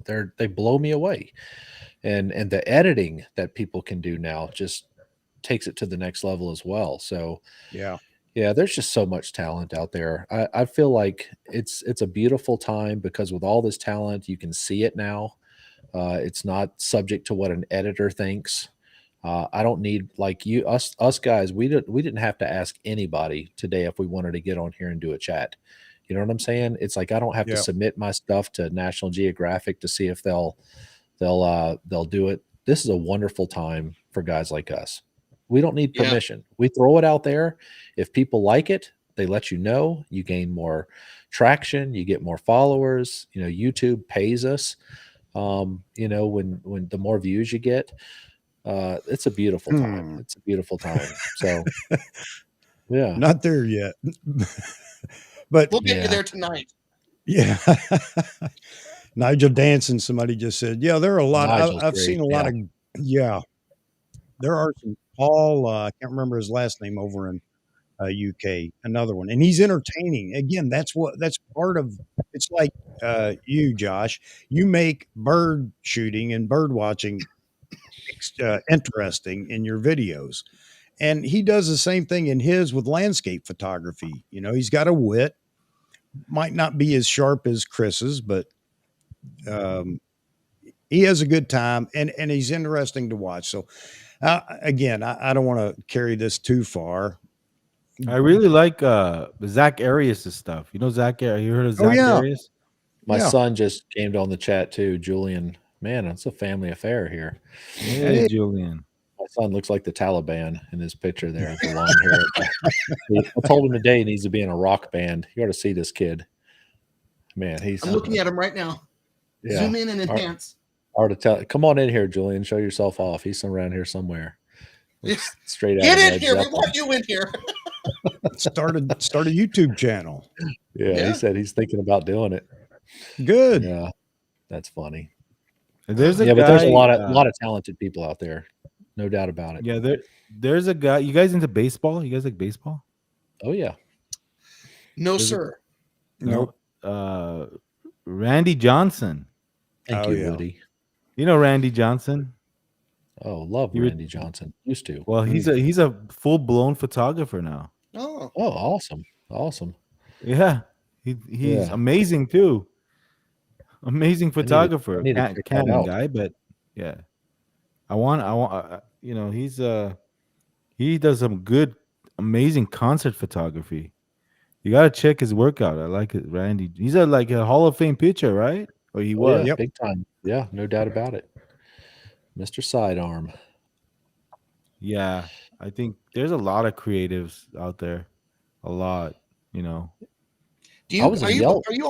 Are the three of you guys on Instagram and Facebook and stuff?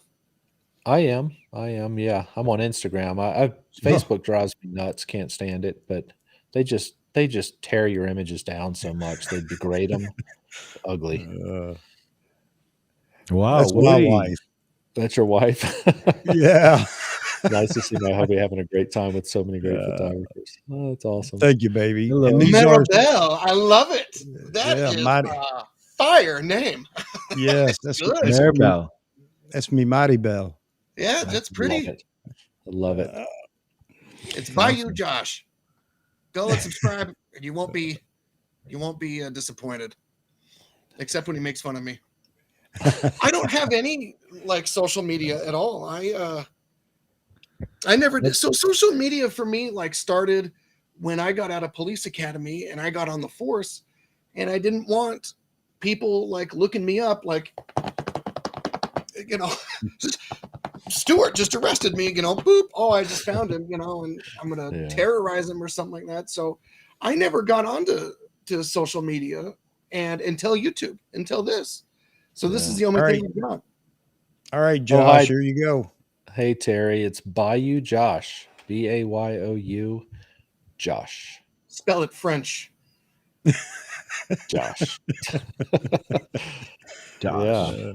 It's birds, Terry. Hopefully you like nature and wildlife because it's it's very introspective. What did you call me, Chris, last time? The Nikon the Nikon therapist. Oh yeah, it's very nice. Soothing. Yeah, I thought you. I think Chris, you'd have a lot of amazing shots to shoot if you were allowed to. Stuff you do. That's a touchy subject there. Huh? That's a touchy subject there, though. The portraits you can make on like criminals and. Yeah, that's a touchy. Cool boys.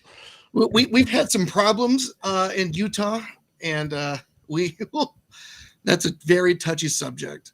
I will say I have a video, or correction, I have a picture that I took of a crime scene from about a year after the crime had happened. And I remember some people got really upset with me about it.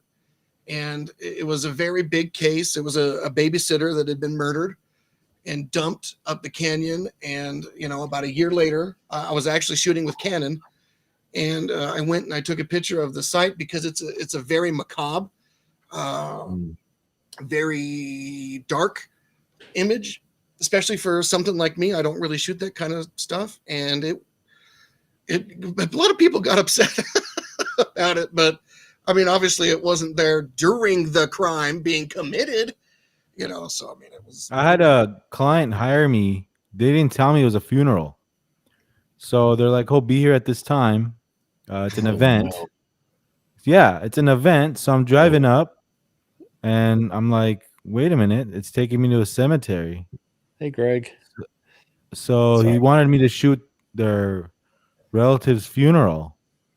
And I was like, what the heck is that? Because I guess he had family overseas.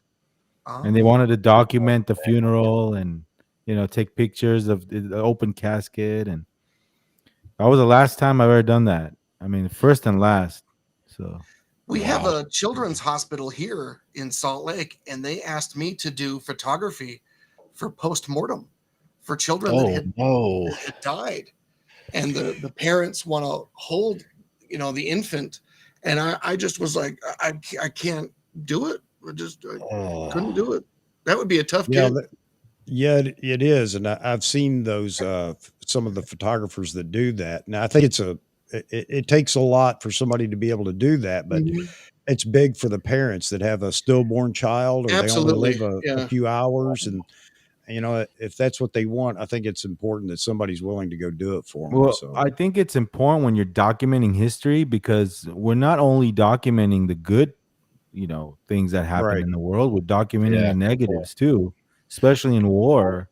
With some people, they come up to me, they go, "Why are you shooting that? Don't shoot that." I'm like, "Why? I want to document this for history. I want people to learn about what's going on here." If I was a journalist, but I mean, yeah. So, I mean, it's important.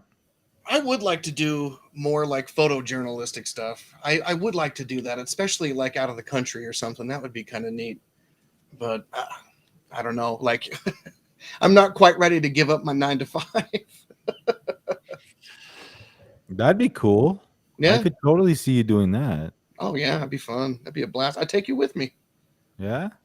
We'll go to your home country. That would be awesome. Oh my God, that would be amazing. Oh, you'd love the place. Oh, that would be so good. You'd love it there. Did you see what Hassan said? Hassan said, if Stu ever pulls me over, I'll just show him my Nikon box. I'll let my guys know. I'm an administrative officer now, so I'm not pulling people over. But I like it. Just there you go, Josh. You just gained a subscriber, baby. Thank you, Terry. Terry Love. I hope you enjoy it. I hope you enjoy it. You're doing great, man. You're killing it, Josh. You're killing it.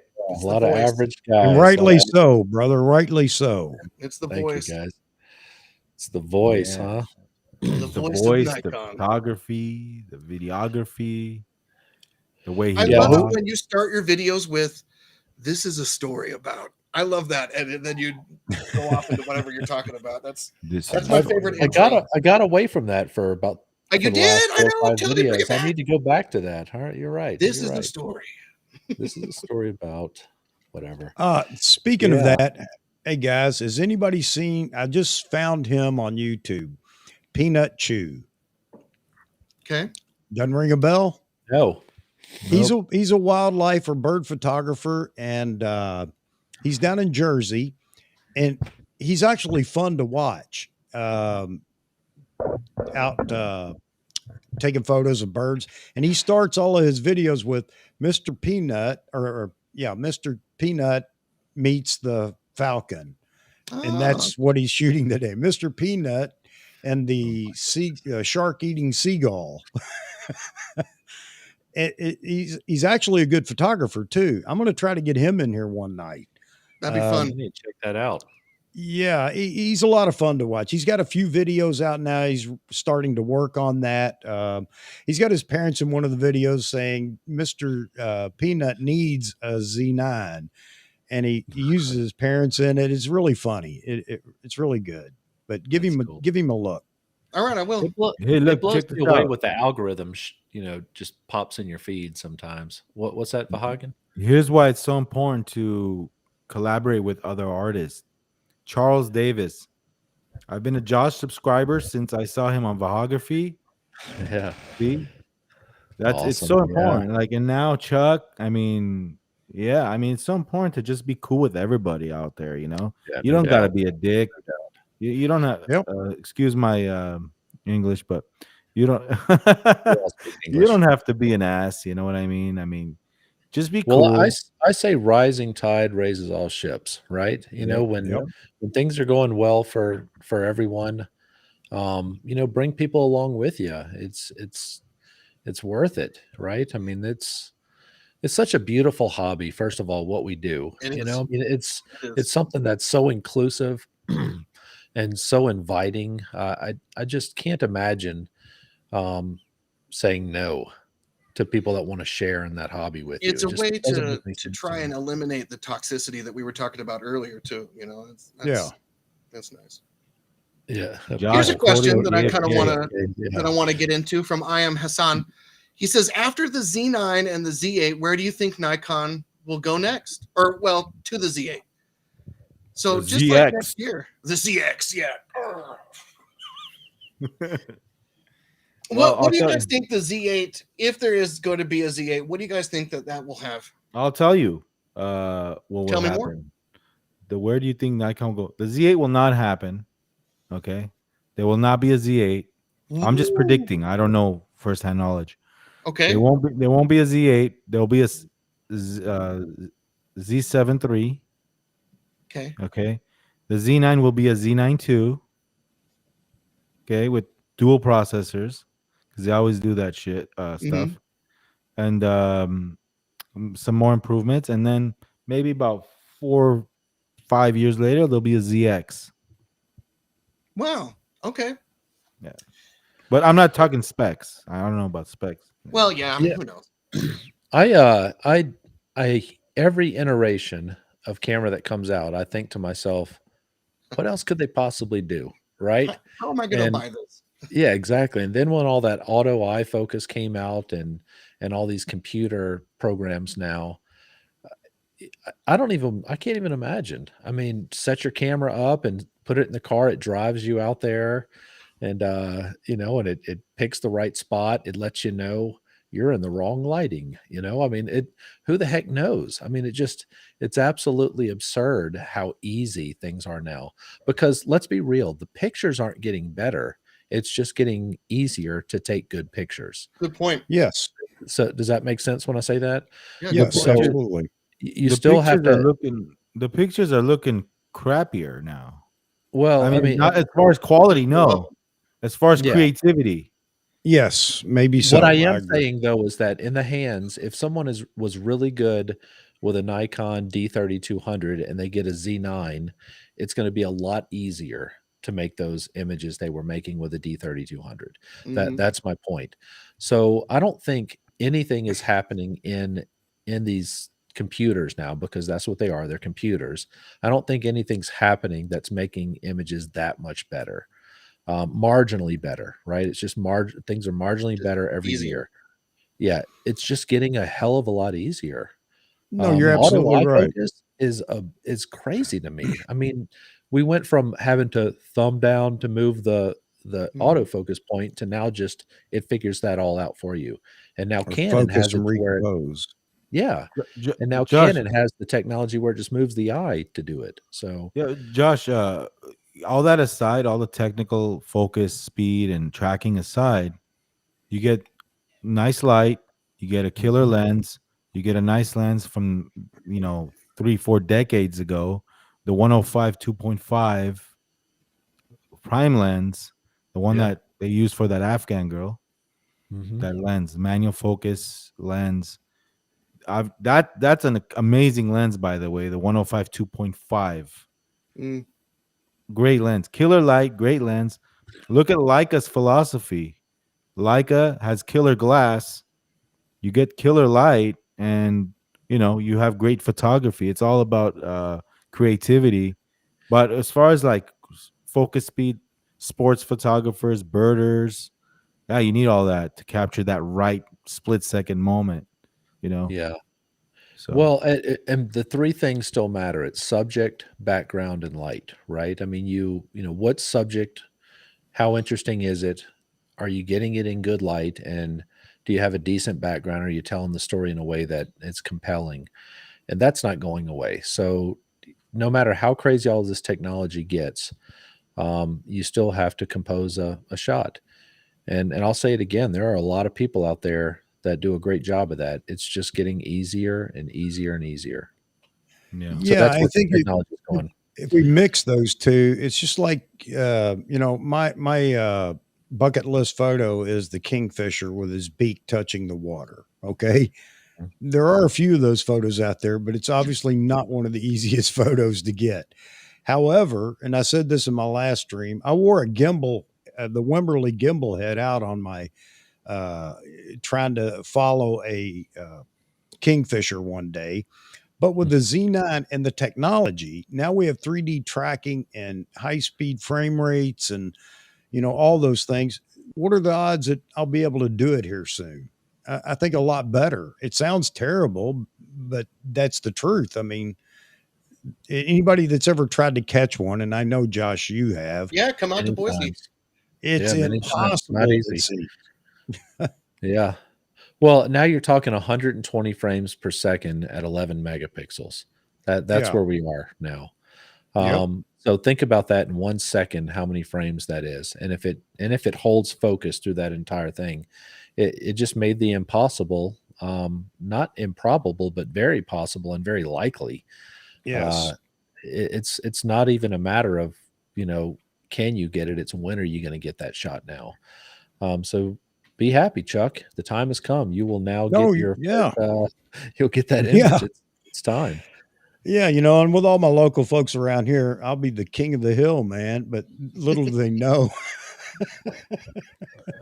Hey, I got a question for you, birders. Yeah. How do you deal with guys looking over and the attention you guys get with those big lenses? Before you go, real quick, I'm standing out in my little waterfowl refuge behind the house. This is a couple of winters ago. I was back there looking to see if the pond was frozen over again. Maybe I'd get beavers again. I've got some photos of the beavers that were back there. But anyway, one of the neighbors up the way comes walking down the pond and he says, "How you doing?" He said, "What are you doing out here?" It was late at night. And I said, "I'm just back here checking the ice. I wanted to see how thick it was." He said, "No, I mean, what are you doing back here?" Like it's any of his business, but I'm going to be nice. I said, "Well, I come back here all the time and shoot ducks." You should have seen his face. You can't do that. So here's a Karen. Well, he interprets shoots as I go back there with a firearm or my bow or something and kill ducks. And I said, "No, I take photographs of the ducks." And it seemed like he was mad about that and he just walked off. But so anyway, that's my looking over the shoulder sort of story. Go ahead, Josh. Yeah. Well, so look at what Jeff and Leslie said. And that is so true. You still have to get up at, the butt crack of dawn. You have to put on your gear. You have to go out there and get in position to get that shot. So not everybody's going to do that. And I can tell you a 1,000 stories because I do it so much, but I've had people, I mean, just straight up ruin things for me, and it drives me nuts, man. I mean, I'm in position, that bird is about to do exactly what I want, and they come up behind you and they're like, "Hey, man, what are you doing?" And they're wearing, and it's like, "Great, man, you just ruined my whole shot." And the bird, that was about to come land right there just took off. Hey, man. Yeah. Chris and I have talked about this before, that those things draw so much attention. I mean, when I walk into the park or I'll walk into any place with that big, you've got one behind you there, that big lens, Chuck. People, the attention all turns to you, and you can see them look over their shoulder at you, and you hear them make the comments like, "Oh my God, look at that thing. Where's he going?" And they start following you. I mean, it's aggravating. They never say lens; they say camera. Look at that big camera. Yeah, look at that big camera. Yeah, and then listen. But what it also does is it invites people in to have a conversation, and you get to kind of tell them a little story about wildlife photography, and hopefully invite them along to experience it with you. When two photographers get together with birders and they don't know each other and they start talking about each other's lenses, you miss some shots there, don't you, Josh? Yeah, that happens. Hey guys, I just want to say Z Wade's going out or taking off. So hey, thanks for dropping by, Zach. Zach's been on here a couple of times. Zach.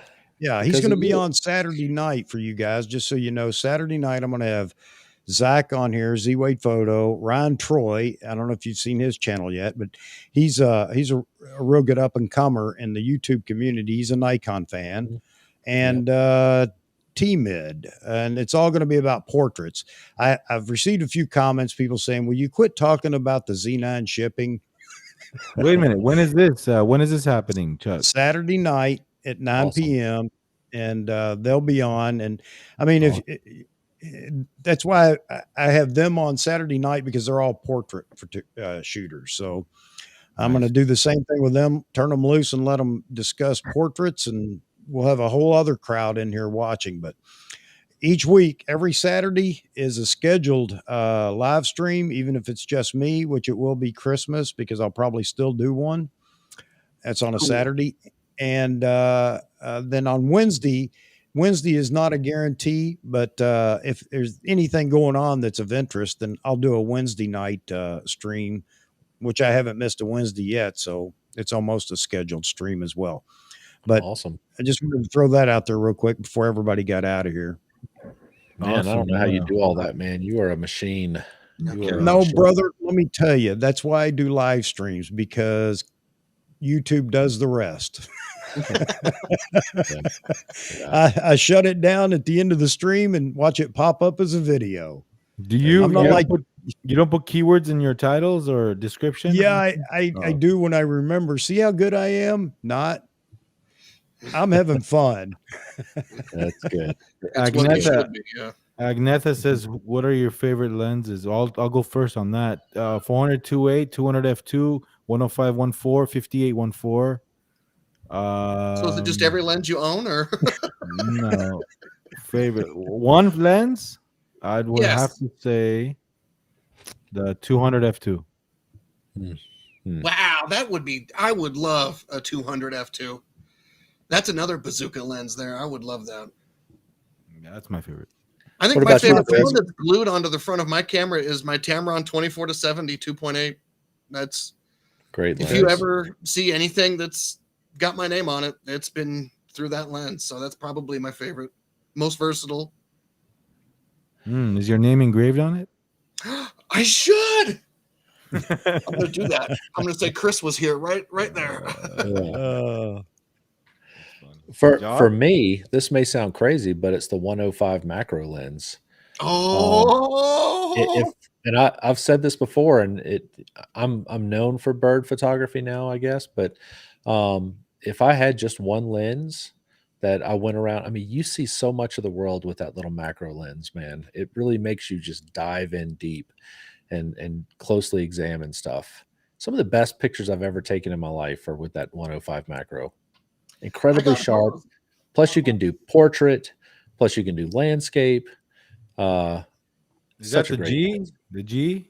I got the new one. I got the Z. You got the MC. Yep, I've got it. Oh, you got the MC Hammer. Congratulations. So sharp. Sharpest lens I've ever shot, period. That's nice. That's my favorite range is 105, 100. It's like a perfect range for me. My favorite lens that I ever owned was the 100 Canon 2.8 L, and it was actually stolen from me. But that was my favorite lens that I ever had. Was that one? Yeah. No, 105, 100 to that 10. That is just a beautiful focal length. Especially like that 135. I had an old one. Was it a 135? An old one. It was like an old D lens with there it is, the f2. Yeah. Man, what an incredible lens that was. I had it for a short time and I regretted it the moment I sold it because it was just so beautiful. But that 105 is just fantastic. That 105 is. So last time we spoke, I bought one, the 105. Oh, yeah? And I bought it on Amazon. Sorry, guys. I bought it on Amazon and it said it was like in November. It's $1,000. And it was like, oh, it'll be at your place like December 15th or something like that. And I was like, okay, that's fine. I'll wait. That's cool. And so it came time. It was like December 4th. It shipped. It came early. But they shipped 2 of them, charged me twice. And so I had to get a hold of Amazon. I had $1,000 to spend. I didn't have $2,000 to spend. And so I got a hold of them and they were like, oh, well, this and that, blah, blah, blah. And I ended up canceling both just so it would straighten out. And I got my money back. But now I don't have the lens. So now I've got to wait another probably month to get it, which is fine. But I was looking forward to that one. That was going to be a sweet purchase. Did you send it off yet? No, so I never got them. They shipped twice. And I canceled it just right off the bat because I was so worried about the impact on my financial. You should have let me know. I would have bought one off you. Yeah. Could have scalped it for you. Yeah, $50 less. I'll pay you. Yeah, it's you. Cheers, Paul. Cheers. Hey, Chuck, what lens is that back there? I'm sorry. What lens is that? What lens do we see in the background there? Yeah. You see the 80 to 400 and the 400 2.8. What Nice. a lens. Ooh. Those are Nice. Terminators. That's nice. So 400 2.8 or 600 f4. The great What was the debate. first one, comrade? Yeah. 400 2.8 or the 600 f4.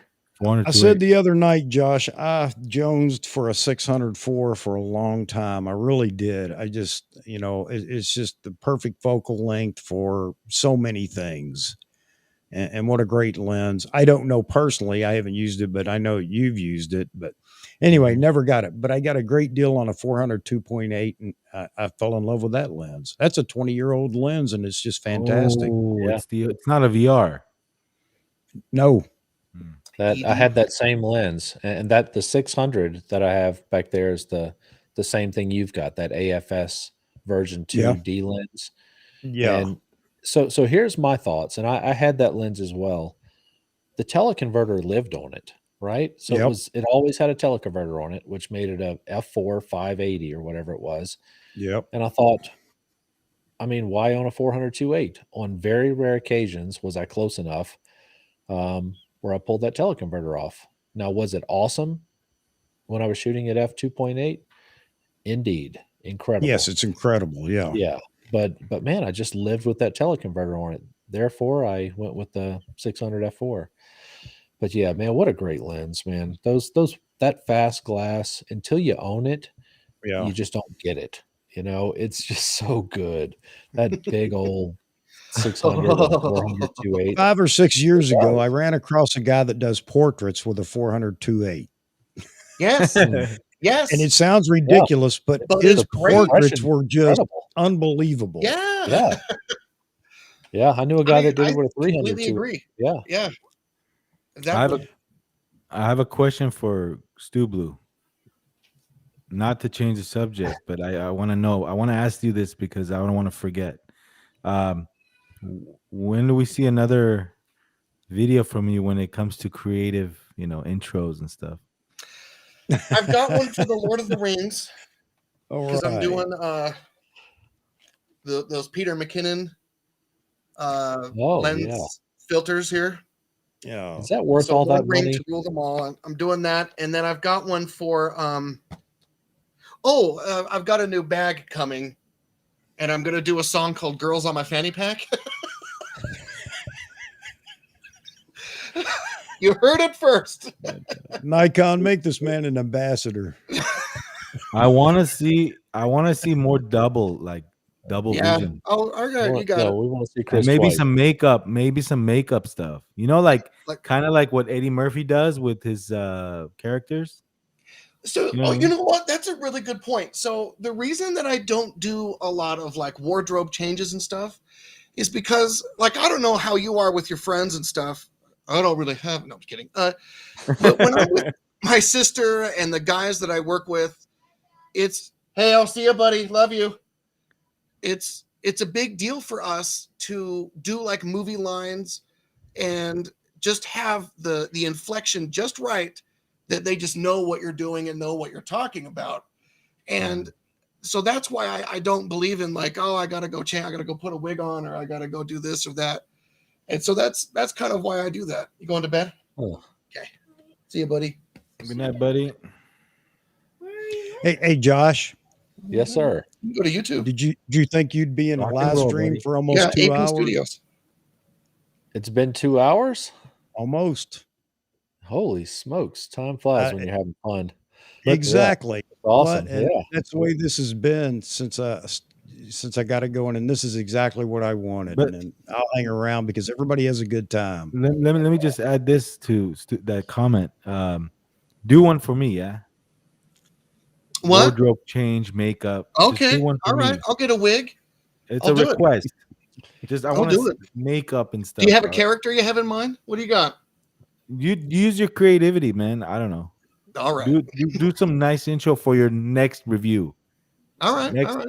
Whatever thing you're reviewing, because I was hooked on that 51.2 review you did. That was a fun video. The Raiders of the Lost Ark. That was a great review, and I kind of missed that. Thanks, Jeffrey. And I hope you have a great day with the birds tomorrow. Yeah, take it easy, Jeffrey. Appreciate you stopping by, buddy. Thanks, man. Thanks, Jeff. Thanks. Yeah, thanks, Jeff. Charles said that, I've got this twisted sense of humor and it must be all the years behind the badge. And he's not wrong. I have learned in that industry that if you can't laugh at yourself, then you just can't deal with life. Never take yourself too seriously. Thanks, right? Jeff. Appreciate it. Appreciate it, buddy. Yeah, thanks for dropping by. I'm glad you had a good time. And thanks for the sub. It popped up over here. I'm humbled by that. I don't imagine why people would do that on my channel, but as long as you're having fun and everybody else is, thanks again. You're good. And where are we going to make our movie, dude? Right?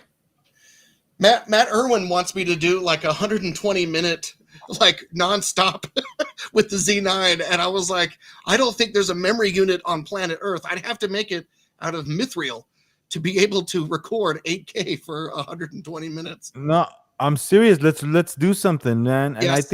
I think Paul Connors can play a good role too. Yeah. You know what I'm thinking? I want to do the intro to Hobbs and Shaw. I want to do a video about that. That would be fun. That was a really good intro. That's the best part of the movie. So maybe that's next. Maybe I'll do that when I clear up here. I can totally see Paul Connors like in a general role, like the army general or yeah. Sergeant Slaughter. Thanks for stopping by, buddy. Appreciate it. I'm going to have him on here too. He's going to be on one of the streams. Touch Life. Yeah, you rock. Actually, Touch Life does really good work. You seen his website? He's a wedding photographer. Yeah, he does really good work. Oh, that's cool. No, I haven't seen that movie though. Drowning Mona. I haven't seen that. I think he's from your area, Chuck. Yeah, he's just up the road. He's up in Hartford, so we're gonna have to get together and do a collab. Although we neither one of us shoot the same thing, so it ought to be interesting. Maybe we'll challenge each other to do the other's forte. One more question for Stewblue, and I'll get out of you guys' way. The like when you watch movies, right? What is your favorite of all time as far as the way it's lit and written? I've got 3 movies that are my favorite of all time. Oh, Josh, come back, my love. What? No, number 1 is the Blues Brothers. Number 2, Jeremiah Johnson. And number 3, Lawrence of Arabia. Those are my great movie. Yeah, Lawrence of Arabia. When I watch that movie, I'm transcended. And it's like I want to go to the desert. I want to shoot. I want to be a part of that movie. It's so cool. So that's one of my favorite.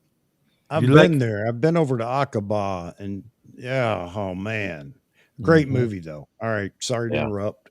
Do you like more real movies or like fictitious stories or real stories? I don't know if I can answer that. I don't know. I do love like docu-style movies, but I love cinema. I love cinema. So I love one of my favorite movies of all time was Back to the Future. Yes. Oh, that would be a good one. That's what we should do. You could be Doc. I'll be Marty. I don't got no hair, man. We get wigs. Chuck is Doc. Yeah. Chuck is Doc. That would be good. Oh man, that would be good. Apocalypse Now, great movie. Great movie. Josh is Marty. Marty McFly. I like Full Metal Jacket more than Apocalypse Now, though. I don't know. Apocalypse but seriously, we got to make a movie, man. If I'm down your area, let's do something. Dude, I'm coming to your area. It's too damn cold right now in Utah. You should have seen. It's really cold now. Yeah, well, we're all covered in snow. God. Hey Chris, I got a question. And now that you're doing YouTube and you're making little movies yourself, when you watch these movies, do you find yourself like counting scene, and watching the way the cameras are moving? Has it kind of changed the way you watch movies? Talk to me about cinematography is one of my favorite things to study and watch. That really is. It's the DNA of any movie. And so the cinematography really means a lot. So I do geek out on that a ton. Lighting too. Lighting. Yeah, lighting's fun. I'm not a lighting whiz though, so I've been noticing what keeps my attention the most, and I think it's the pace, really.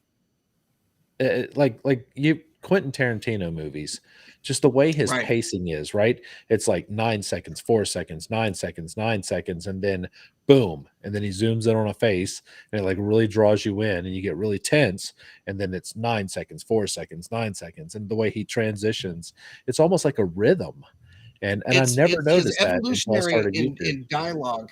You know, Yeah, it's very Stanley Kubrick at times, where he was Love kind of like Kubrick. the absence of dialogue. Yeah. Mhm. I Yeah. love Stanley Kubrick movies. Oh Love my True God. Grit, by the way, what Mike said. That's one of my Yes, favorite I love ones. both Yeah. of them. Hey, by the way, you guys like Thanks, Woody. We'll Squid see ya. Game? Thank you so much. No. Which one, Vahagan? You guys watch Squid Game? Oh, I Only haven't the yet. one. No. You I love haven't? Korean film too. I love it. but Wait I a haven't- minute. I know I couldn't Josh, you get said into no, it. but I couldn't get into it. oh, what? Hold on. I'm not gonna say anything. Don't spoil it, guys. Wait, Josh, you tried it out. How far did you get? First of all, you got to understand, I suck at sitting down and watching stuff. I mean, I'm like, Yeah, but this is crazy.